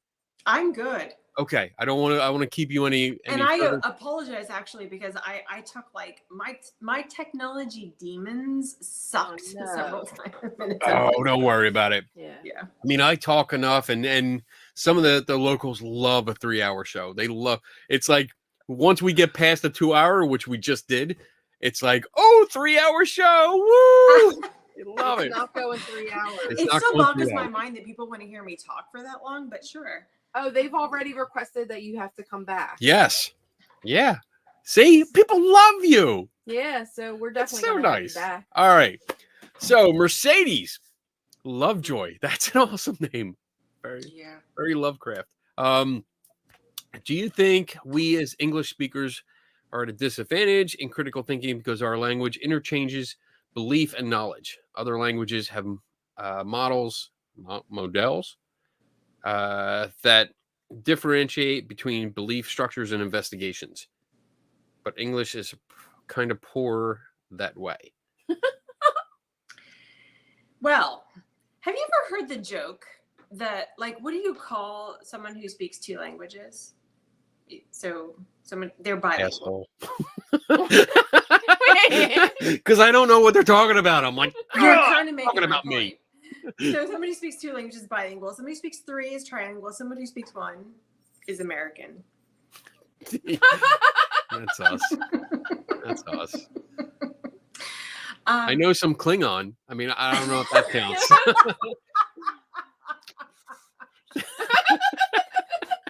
You didn't expect that, did you? Well, no. I mean, I forgot I was in nerddom, so that's amazing. Yeah, I mean, I will admit too. So I am fully an American English speaker, and I have dabbled a little bit in other languages enough to know that I can get myself in trouble, and that I also recognize how I speak, how I think differently in other languages. And so I think that's such a beautiful thing that like how we actually relate to information in the world is different in different languages. And I'm only scratching the surface because I don't know what I don't know. That said, there's a couple of things in your question that actually I think are worth addressing. And that is something I see a lot is the word belief and knowledge. And whenever I post things, so I have a Facebook site and I really try to post something every day. And on my Facebook site, I'll post something about beliefs.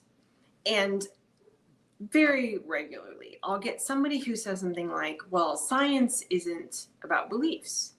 And I understand what you're saying. Like, I get it, that science isn't a belief system. It is about accepting what we know based on the information that we currently have. The evidence that's available to us, what is the most reliable conclusion that we can draw. However, epistemologists, philosophers, which are an interesting lot, I will say. So if there's any of you on this call, I'm sorry if I'm about to throw you under the bus a little bit, but you're a little interesting. Philosophers, when they talk about beliefs, it's just something that you accept as true, right? So a belief is something that you think is true. And they distinguish a belief and knowledge in that knowledge is something that is a belief that you also have good justifications for. So knowledge is a justified belief that is also true. There are all kinds of caveats to that as well. There's the Gettier problem, which is something that, I mean, it's not necessarily worth going into, but with my, yeah, like, I always try to keep my my students and my audience in mind, which is that when we're talking about something that we believe, it is something that you think is true, regardless of whether it is true or not. You think it's true. Is it true? Is a different question. And knowledge is it's true and you think it's true. And so in the Venn diagram, if we're talking about it's true, you believe it's true, right? It's here. You have good reasons for it too, right? So it's at the intersection of belief, knowledge, and justifications. Yes, John, thank you for saying that. I have an article where I try to also put the Venn diagram there as well.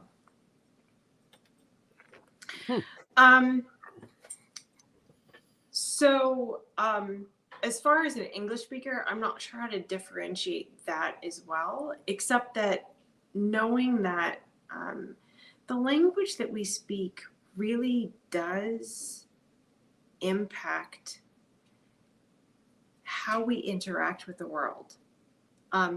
Our language impacts how we there's a really interesting study, and I'm going to get it wrong. Divine Donna, you're there, so you might be able to correct me on this. But there's, I think it's in Tanzania, and what they did was they asked people to recognize colors, and the colors were on a color wheel. And the color wheel, there was 2 color wheels, and to most of us, there was a bunch of green colors that look the same, and there's a bunch of like other colors where one of them is obviously a color that's different. But the difference is, in their language, they don't have a different color for blue, but they have a bunch of different words for the color green. And so the language that we speak literally impacts how we perceive the world. And so knowing that, I think is, there's a certain humility associated with that. If you are fortunate enough to speak another language, then I'm honestly in awe of you, and you have a different window into the world. You're able to perceive the world, I think, in a different way. Mm-hmm. But just know then that somebody who speaks more languages has a different perception, right. And it still limits your ability to perceive what the real world is, because all of our perceptions are limited. That was a long tangent. Hopefully that was useful. Hopefully. I hope that answered your question, Mercedes. Okay. All right. Let's try to get through some of these other questions here. What else you got? How do you inoculate our kids and grandkids against pseudoscience? Oh, I love this question. Send them to me. Take care of it. You know, I'm a huge fan of, there's something called inoculation theory. And I use inoculation theory a lot. Inoculation theory is the idea, just like a vaccine inoculates us against a pathogen, exposing ourselves to misinformation can inoculate us against misinformation in the real world. So there's different types of inoculation theory. In my class, use a lot of what's called active inoculation, which is I have my students create misinformation so they can identify it. So for example, I teach my students how to cold read. Nice. Oh, you're definitely coming back for another show. Oh, I love doing this. So psychics, if you're not familiar with cold reading, psychics use one of the major techniques they use is cold reading, where things like the Barnum effect, they use they stereotype you. Basically, I teach my students the techniques that psychics use in cold reading, so that when they see a psychic reading an audience or reading a person, they can go, oh, wait a minute, I know that technique. I've learned it. I can use it. Right now, I'm writing an article on one of the things I do is teach my students how to, they make an advertisement for a health pseudoscience product, like an alternative medicine product. So I assign them like weight loss supplement or That's a good one. protein powder or a male enhancement supplement or something, like one of the most common supplements. Yeah. Actually, those are the best ones. They're awesome to teach college students because they're a little X-rated. Right. What? You probably get some good papers. They're like, well, I tried this one and I tried that one. It works better. Right, but if you look at these products, they use a lot of the same techniques. So by having my students make an advertisement for these health pseudoscience products, they can, in the real world, see a product and go, oh, they're just literally using the same techniques that I've used. I teach my students how to create, I have them create conspiracy theories. Nice. So that in the real world, they can recognize a conspiracy theory. So this active inoculation, I think, is one of the most powerful inoculation techniques against pseudoscience and misinformation, because by creating it, they can more easily in the real world recognize it. That's good. That's great. I want to add to this, John. I love this question. But a couple years ago, I took my son on a ghost hunt with me. And it wasn't like a ghost hunt, like in general, where we went with a bunch of people. It was a location that had these stories. And it had a particular story because it appeared on some kind of TV show. And it had specific evidence. So we went. I got permission to go into the building by myself. I was allowed in. And I took my son. He was really young at the time. And the idea was, hey, this is what they said happened. Let's go see if we can find a cause. And for me, like that participation, that active participation was really great for him, because as we went from room to room, I was asking him. And I mean, we're talking like he was probably 10, 11, something like that, years old. And I was going, hey, they said these doors open by itself. What's going on? What can we find? You know, and I explained like air pressure to him and interior air to exterior air pressure and how it can affect things. I'm like, let's look for, I don't know, like broken windows and stuff. Let's look for that.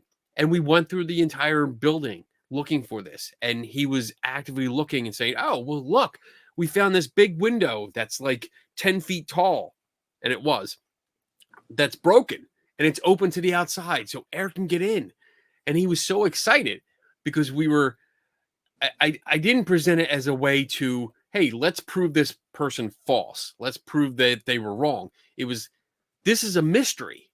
Let's try to figure it out. You know, let's find out what's going on. Let's do the whole Scooby-Doo thing. Yay.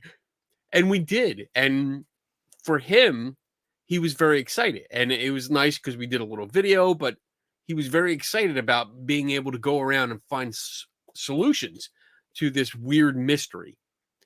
And I think that helps. That's in one part that helps inoculate kids and grandkids from pseudoscience by actively taking them out and saying, let's investigate this. You know, let's see what we can find, if anything. Okay, so if I might take that a step further, if it was Please my do. class, one of the things, one of the most important sections I do in my class is the limits of perception and memory. Basically, I try to teach my students how their experiences of the world are not necessarily accurate. And I actually use UFOs and ghosts as an example. Okay. But if I were to turn this around and make this active inoculation, a fun assignment might be, okay, make a haunted house, design a haunted house, right? Mhm. How might you design a haunted house to fool others into thinking that it was haunted? We did a show on that. We did a show on that. We did. But Yes. that would be great for That's a great exercise. We did the show I do on Saturday nights. The three of us, me, Tim Vickers, Dave Schumacher, we did a show specifically on if we were going to create an authentic haunted house, what would we do?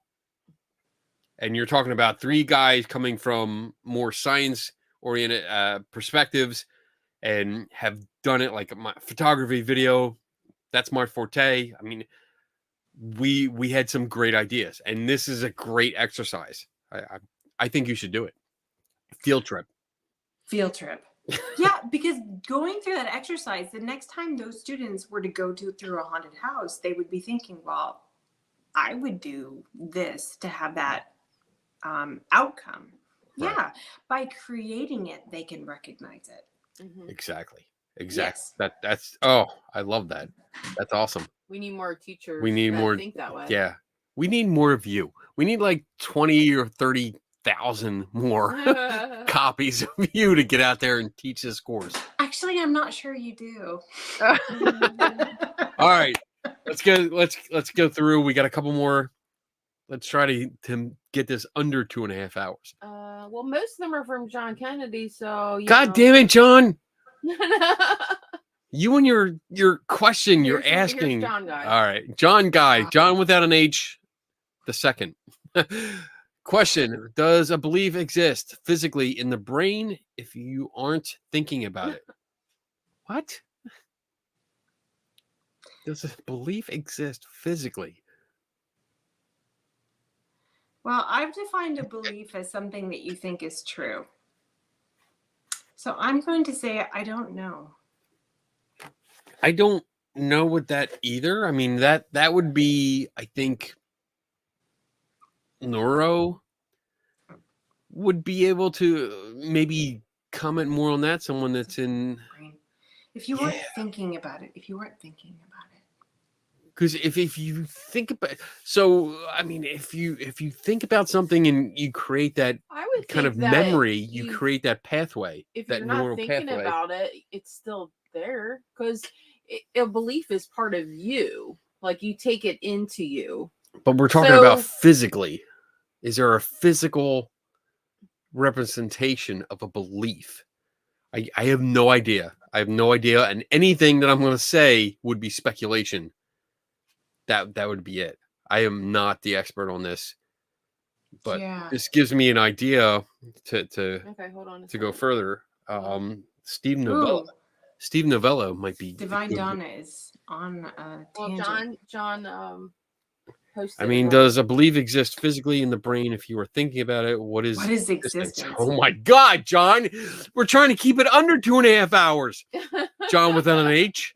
It's funny. My husband has left, but he would start going on a tangent of if you were transcending the physical into the metaphysical, and he would, oh my goodness, basically get lost in a we'll have to have you when we have you back on, because we definitely have to. We'll have another. Your husband has to sit next to you and just offer commentary, like mystery science theater kind of thing, commentary next to you. All right, let's keep moving on, because that's a really in-depth question. I think we'll have to get to that later.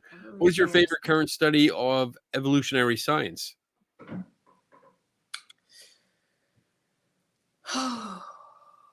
Big questions. Wow. Next. Okay. We can move on. John, you're killing us. I have one from Bob. But that's good. John, that's good. awesome. But okay. That's a really good question, but I think that's going to be too big. We're intoxicated.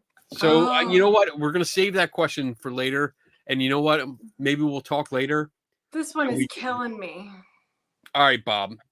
As a Oh, fellow Bob, you're educator, so... how do we combat these politicians who are going in the opposite direction and creating laws attacking critical thinking? Yeah, Bob. I mean, I don't know. I am very fortunate because I teach in Massachusetts and I am tenured and I am at a place where I have a lot of support and I also don't have a lot of pushback. You know, I used to teach in Nebraska. I remember teaching evolutionary theory and having students pray for me while I was teaching because, yeah. I get the same thing. I do lectures and I have people pray for my soul.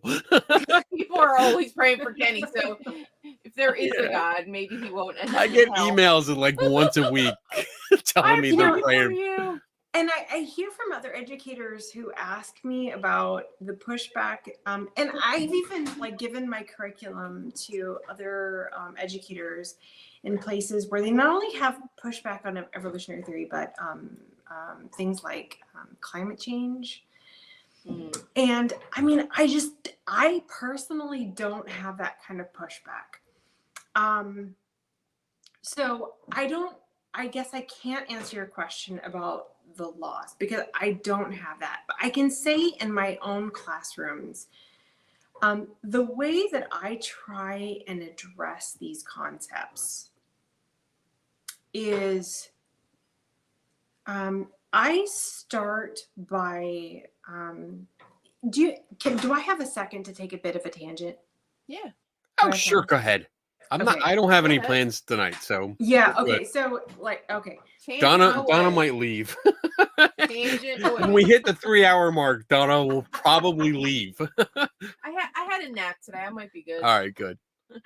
So I've already told you that I start with witches, but technically the very first day when I start with my syllabus, I also pass out, I give my students this big ruse where I tell them that I have a friend who is an astrologer and she's very famous and she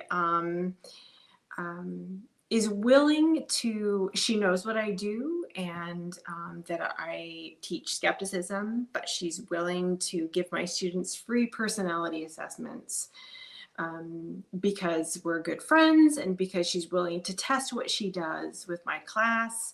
And so I set up this ruse with my class and I mean, I can share more later if you're interested, if you're an educator and you want this kind of thing.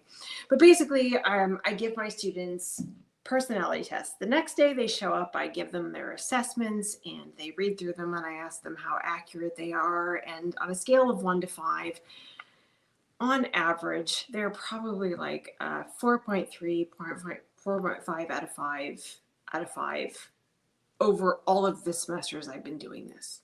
They're really accurate. Then I put them in groups and I say, if you are comfortable, share with your other group members what it is that you think is so accurate about you. And sometimes it takes a while, but they eventually realize they all got the same thing. I mean, this is not a new thing. There are other people who've been doing this for a long time. I mean, Darren Brown has been doing this. And so Yes. basically, these are Barnum statements and people think they accurately apply to them. The point is, I fool them to show them that they can be fooled. If I told them that they could be fooled, they wouldn't necessarily believe me, right? If I told you, Kenny, I love you, you're a great person, you're super fun, right?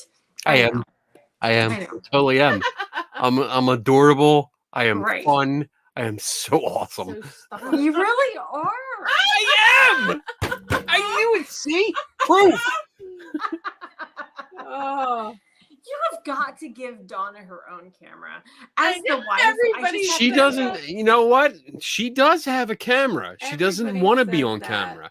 Well, you know what? It's hard sometimes because I'm juggling reading things and like You know, Like- I'm trying to look at all the comments and get Like- everything going. So I'm going to be sitting there like staring blankly at everything. We recently have, so she can come on as just an icon, We have, oh, but yeah, I can come on. as that's a it. little But she icon. usually has a camera on, but she doesn't want to be on camera, so she doesn't.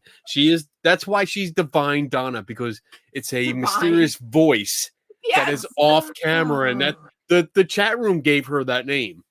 Like, I Yes. didn't give her that name. She didn't. That was the chat room. They gave her that name because Yeah, they did. nobody can see her. Oh, I love this even more. Okay, so Donna, you're amazing. Anyway, so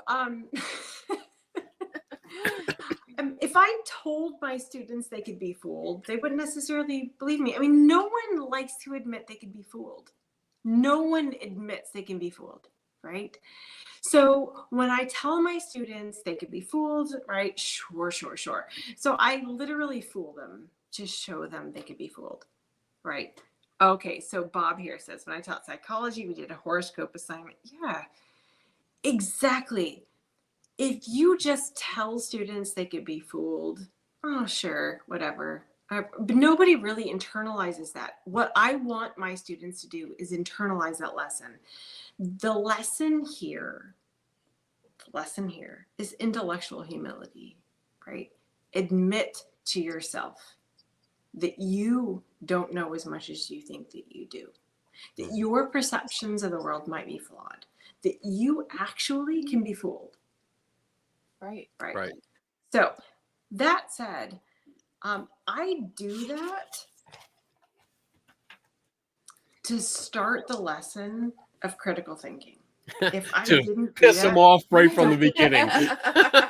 so back to Bob's question, Right. creating laws attacking critical thinking. I don't have any power over laws.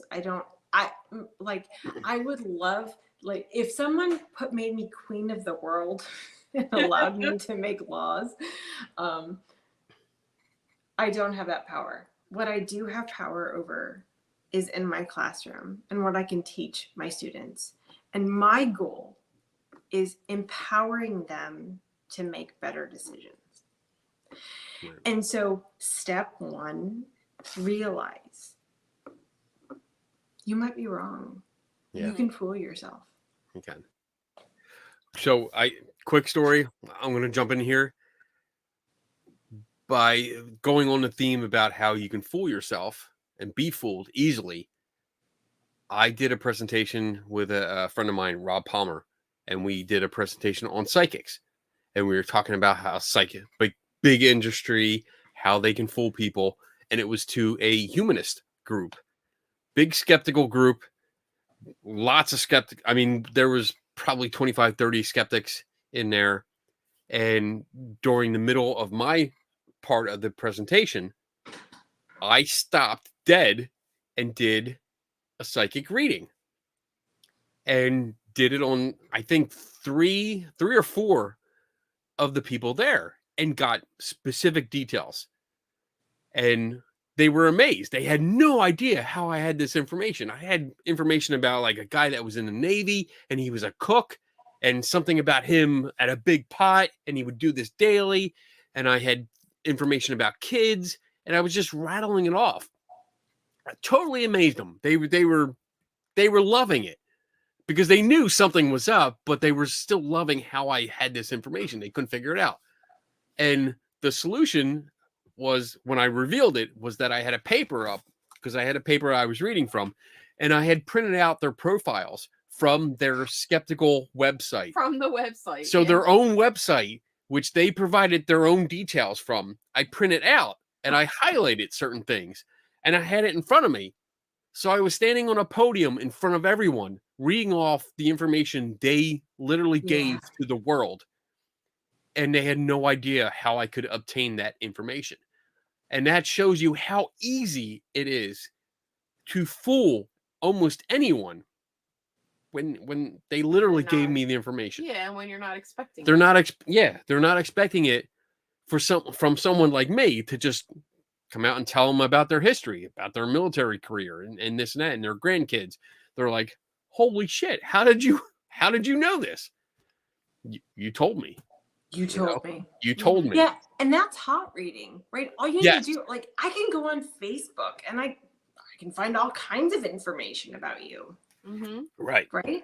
It doesn't make me psychic. It just makes me technologically Good research. literate.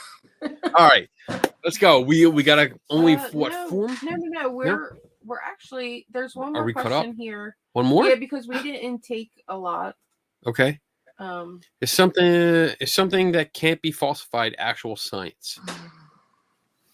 See, John has the thinking questions. Yeah. Damn it, John, without an H. Oh no, No, wait, that's with he an does H. have an H. Yeah. Yeah, John. You asked really good questions. The Porn. generally speaking, the way that we teach science is that it has to be falsifiable. I'm going to stick with that definition. It has to be falsifiable. Are there caveats? Yes. Do scientists try to falsify their hypotheses? I'm going to say yes. Yes. It's Yes. getting awfully late to dive into those weeds. Right. Okay. Right, yeah, it is. We But it's will. a really good question. Let me just say that. That's why there's a You few of are them you that- are definitely on the top list of guests to come back, Yeah.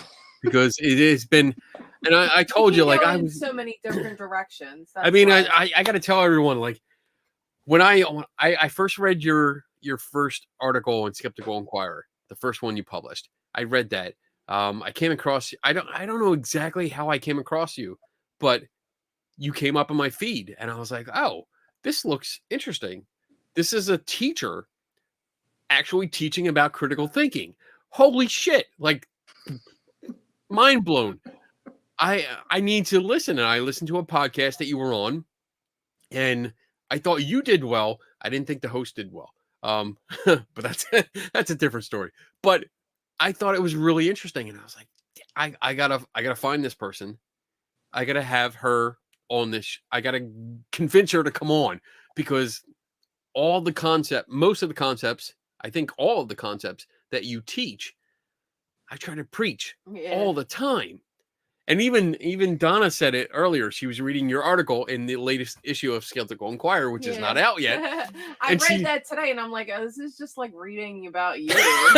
I'm like, And I was like, this is great. This is a good concept, because great it's information. coming from someone that is not me, because people that watch a show, it's not coming from me. It's coming from a teacher with a good science background, because I don't have one. Or a degree, yeah. You have a It's- degree, you have the credentials, the academic credentials.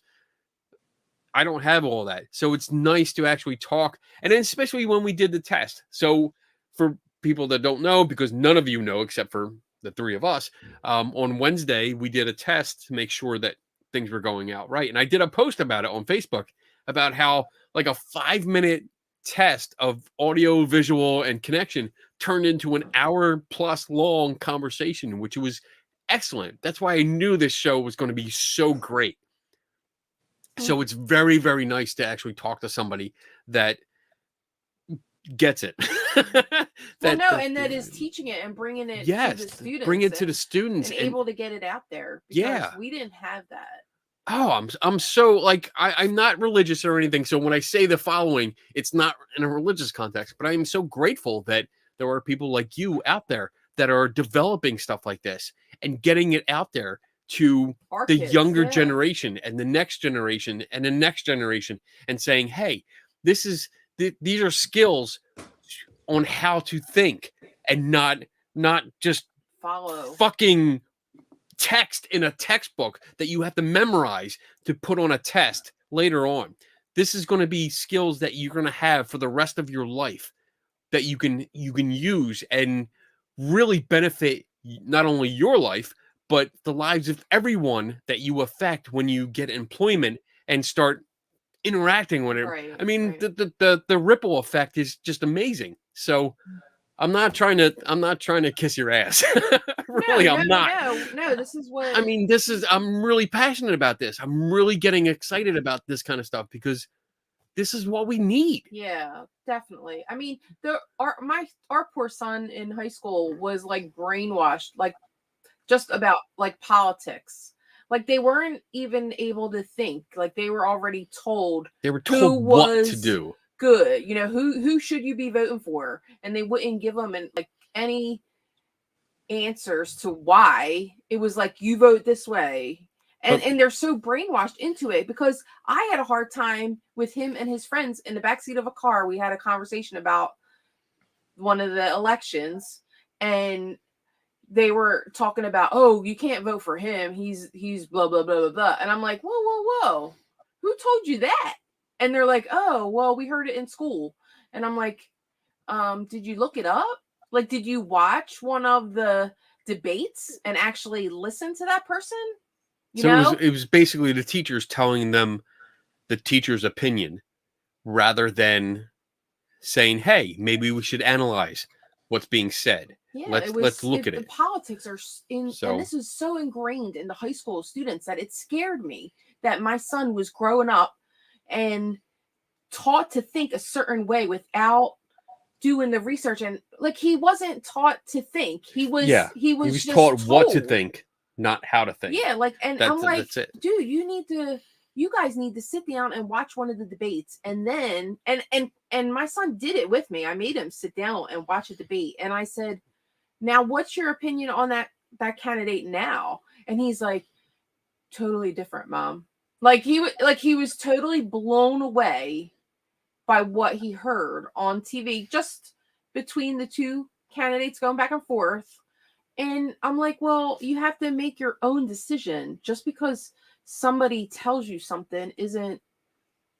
And even that goes back to what we talked about earlier. It sort of falls into that do your own research.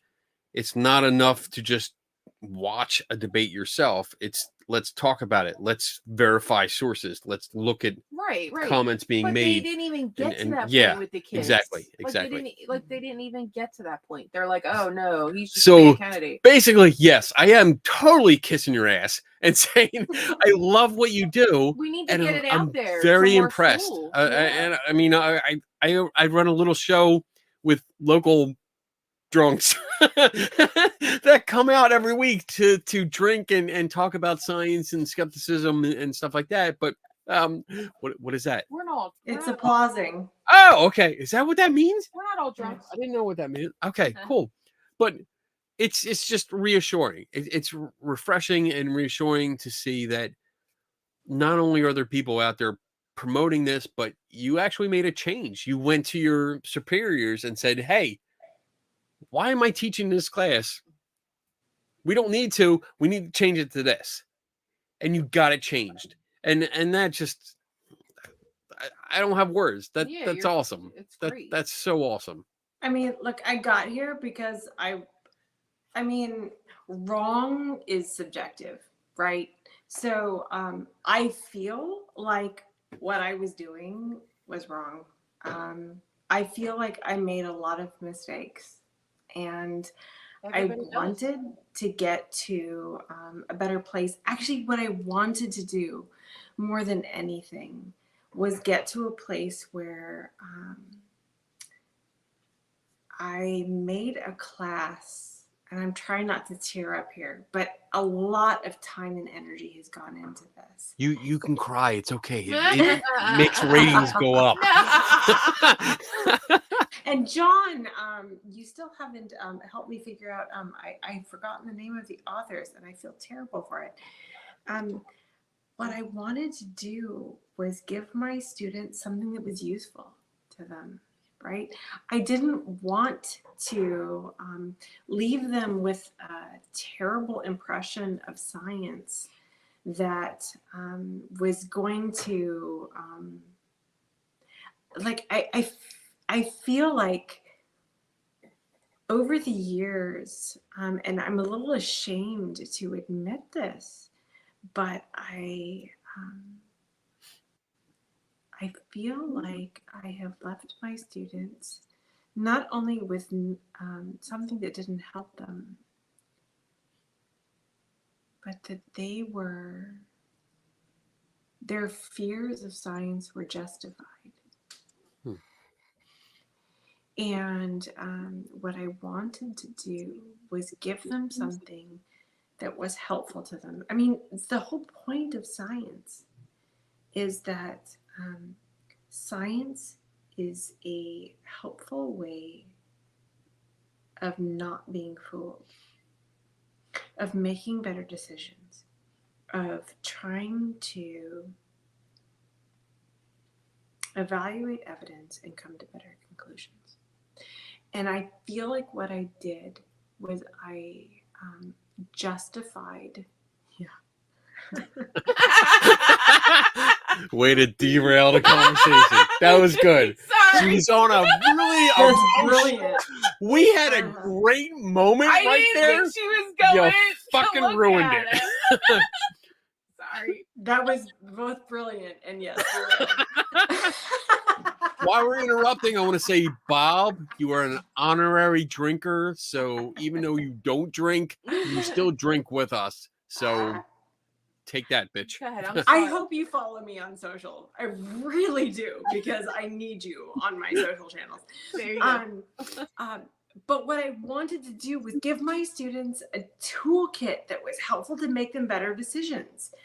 And so I was not only was I not giving them that, I feel like I was supporting why they were terrified. Right. They were coming to me terrified of science, science phobic.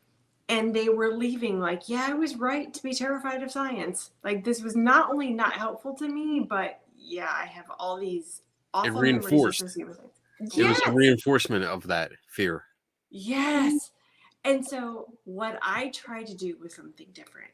Now, I am biased. I will fully admit that.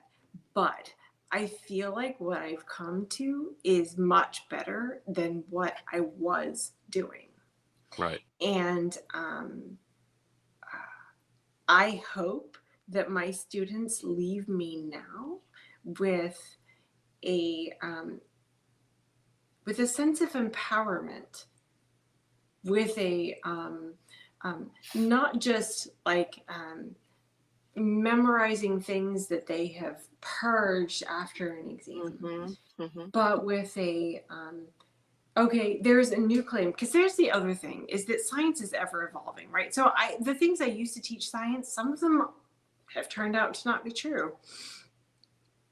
And some of the things I taught students didn't help them with, I mean, there was no COVID-19 when I was teaching students 10 years ago. Right. There were no mRNA vaccines when I was teaching students 10 years ago. So I hope what I give my students now is a sense of empowerment and an ability to think through things so that as a situation evolves, they are able to think through and make better decisions and make better sense of a world that is changing.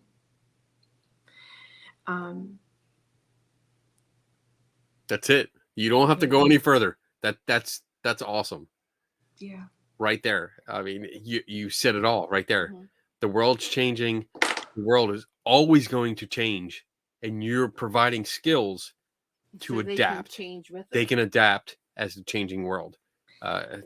Your heart is in it. Yes, my heart is in it. Oh God. And I can't tell you how, like, there's a part of me that feels so guilty for what I was teaching students before today. And maybe I will feel differently 10 years from now, but my 10-year ago sense as a 10-year ago self, I do feel guilty because I understand. didn't equip them for today.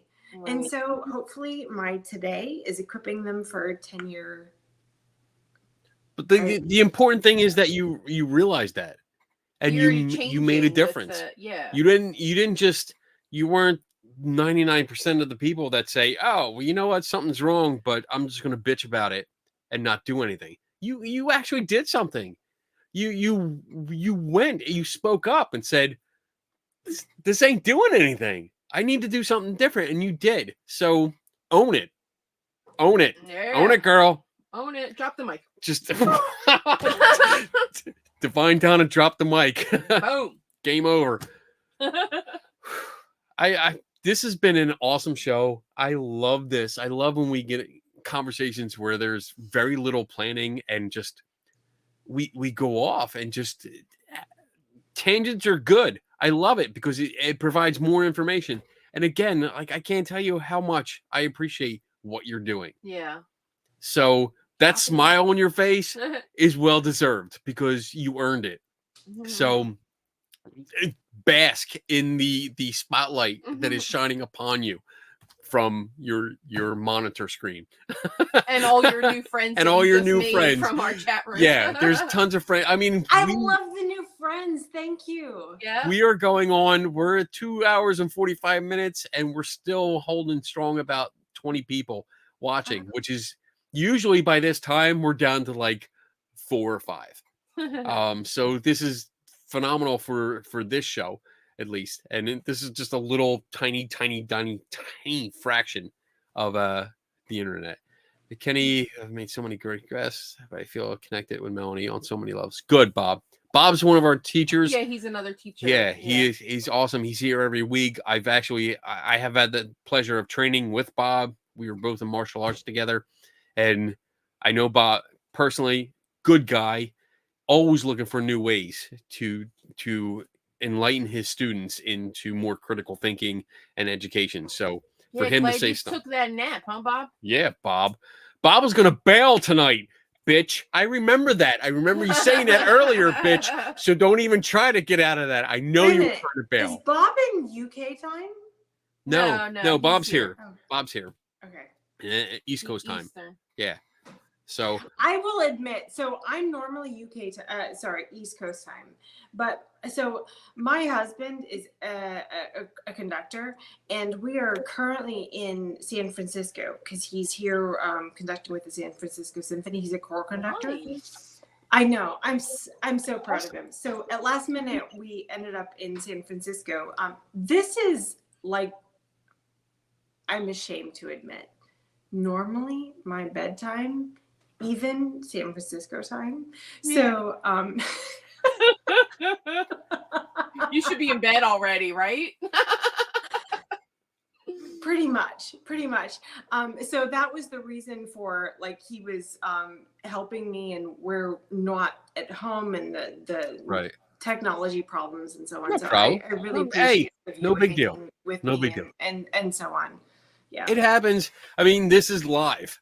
It's kind of like live. Well, it is live TV, basically, but on the internet, and we're not on TV. We don't have to worry about FCC. Right. But I mean, this is it happens. So we overcame it. We figured it out. That's what we do here. we have a problem. We figure it out. But yes, everyone is.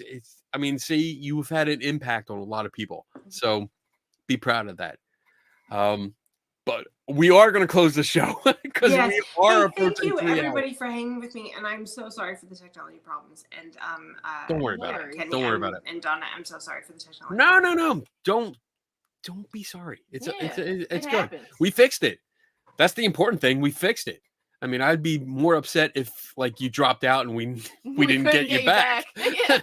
that would suck. All right, so I'm going to go into our announcements. So please stick around. Oh, Just- are you gonna?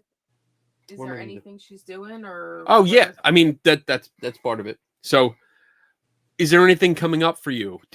Are you having any appearances? Where can people find you if they want more information? We have your website scrolling across the bottom here. But are there any events that you might be attending that you want to promote? No. So I would say my website, and contact me through my website if you have any questions. I'm mostly on Facebook, and I'm seeing your comments on here. Yeah. Grateful. I can't even tell you. On Facebook and on Twitter, and So Okay. that's basically it. Cool. All right. Stay here. Don't go anywhere. So I'm just going to pop up my announcements. I'm going to move over a little bit. So these are the Squid Game Bob's announcements, because Bob is one of our favorite locals that come around, and we've named the announcements after him. So every Saturday, 8 p.m. Eastern, we have a show called Three Tortured Souls, which streams live on Facebook and YouTube. And it's me, Dave Schumacher, Tim Vickers. We usually pick a paranormal topic and we science the shit out of it. We have a great discussion. You guys, most of you guys that show up for this show, go to that show. That's awesome. If you're new here, please check it out. It's fun too. Other things that I have coming up. July 23rd is the Para-Unity Expo in Woodbridge, New Jersey. It's a paranormal themed conference. Last year was the first year that they allowed me to set up a booth. So I have a skeptic booth that looks pretty much like what you see around here. I built a real life-size Lucy's psychiatric stand, which is my skeptical help bar. And I answer questions all day long, literally all day long. It's really fun. Donna has her booth. She does Lucky Tiki Creations, which is a bunch of crafts that she does. So come out and check that out. August 19th to 21st, we are in Gettysburg, Pennsylvania for the Gettysburg Battlefield Bash, which is by far the best paranormal conference we go to because it's so much fun. I mean, not only do we get to talk to a lot of people, Donna also sets up her craft booth, but the parties are just phenomenal. Yeah, it's a 3-day event. It's a 3-day party. Everybody stays at the hotel and boom, boom. I'm basically drunk 3 days in a row. And we have fun. And then the big announcement, which I haven't actually said, I've talked about SciCon, which is happening October 20th to 23rd in Las Vegas. That's an event that I love going to, and I officially got the invitation. I will be speaking at the event this year, which is awesome. I can't wait. I don't know what I'm speaking about, but it doesn't matter. It doesn't matter. We're I'm going. To Vegas. We'll be out there. We'll be having fun. So, if you have an event that you'd like to promote, let me know. I'll put it on the schedule. I'll put it up there. And if you have commercials, if you want to promote an event that is in line with this show, that's important. It's in line with the show, that you at least accept skeptical or science viewpoints, or if you're a science podcast or skeptical podcast, let me know. I'll put you in the commercials. So there's no charge. I don't charge anything. It's all free. So you just put it in. So if you want to do, Melanie, if you want to do like a short commercial about thinking is power, let me know and we'll put it together and we'll put it up there. Yeah, so that'd be great. With that, let me go back here. I am going to say that's it. That's the end of the show. And I'm going to set up. You stay here. Don't go anywhere yet. But I'm going to close it out and say, everyone have a good weekend. Be safe, have fun, and remember, never stop learning. And I'll see you next week. Bye, guys. Bye-bye.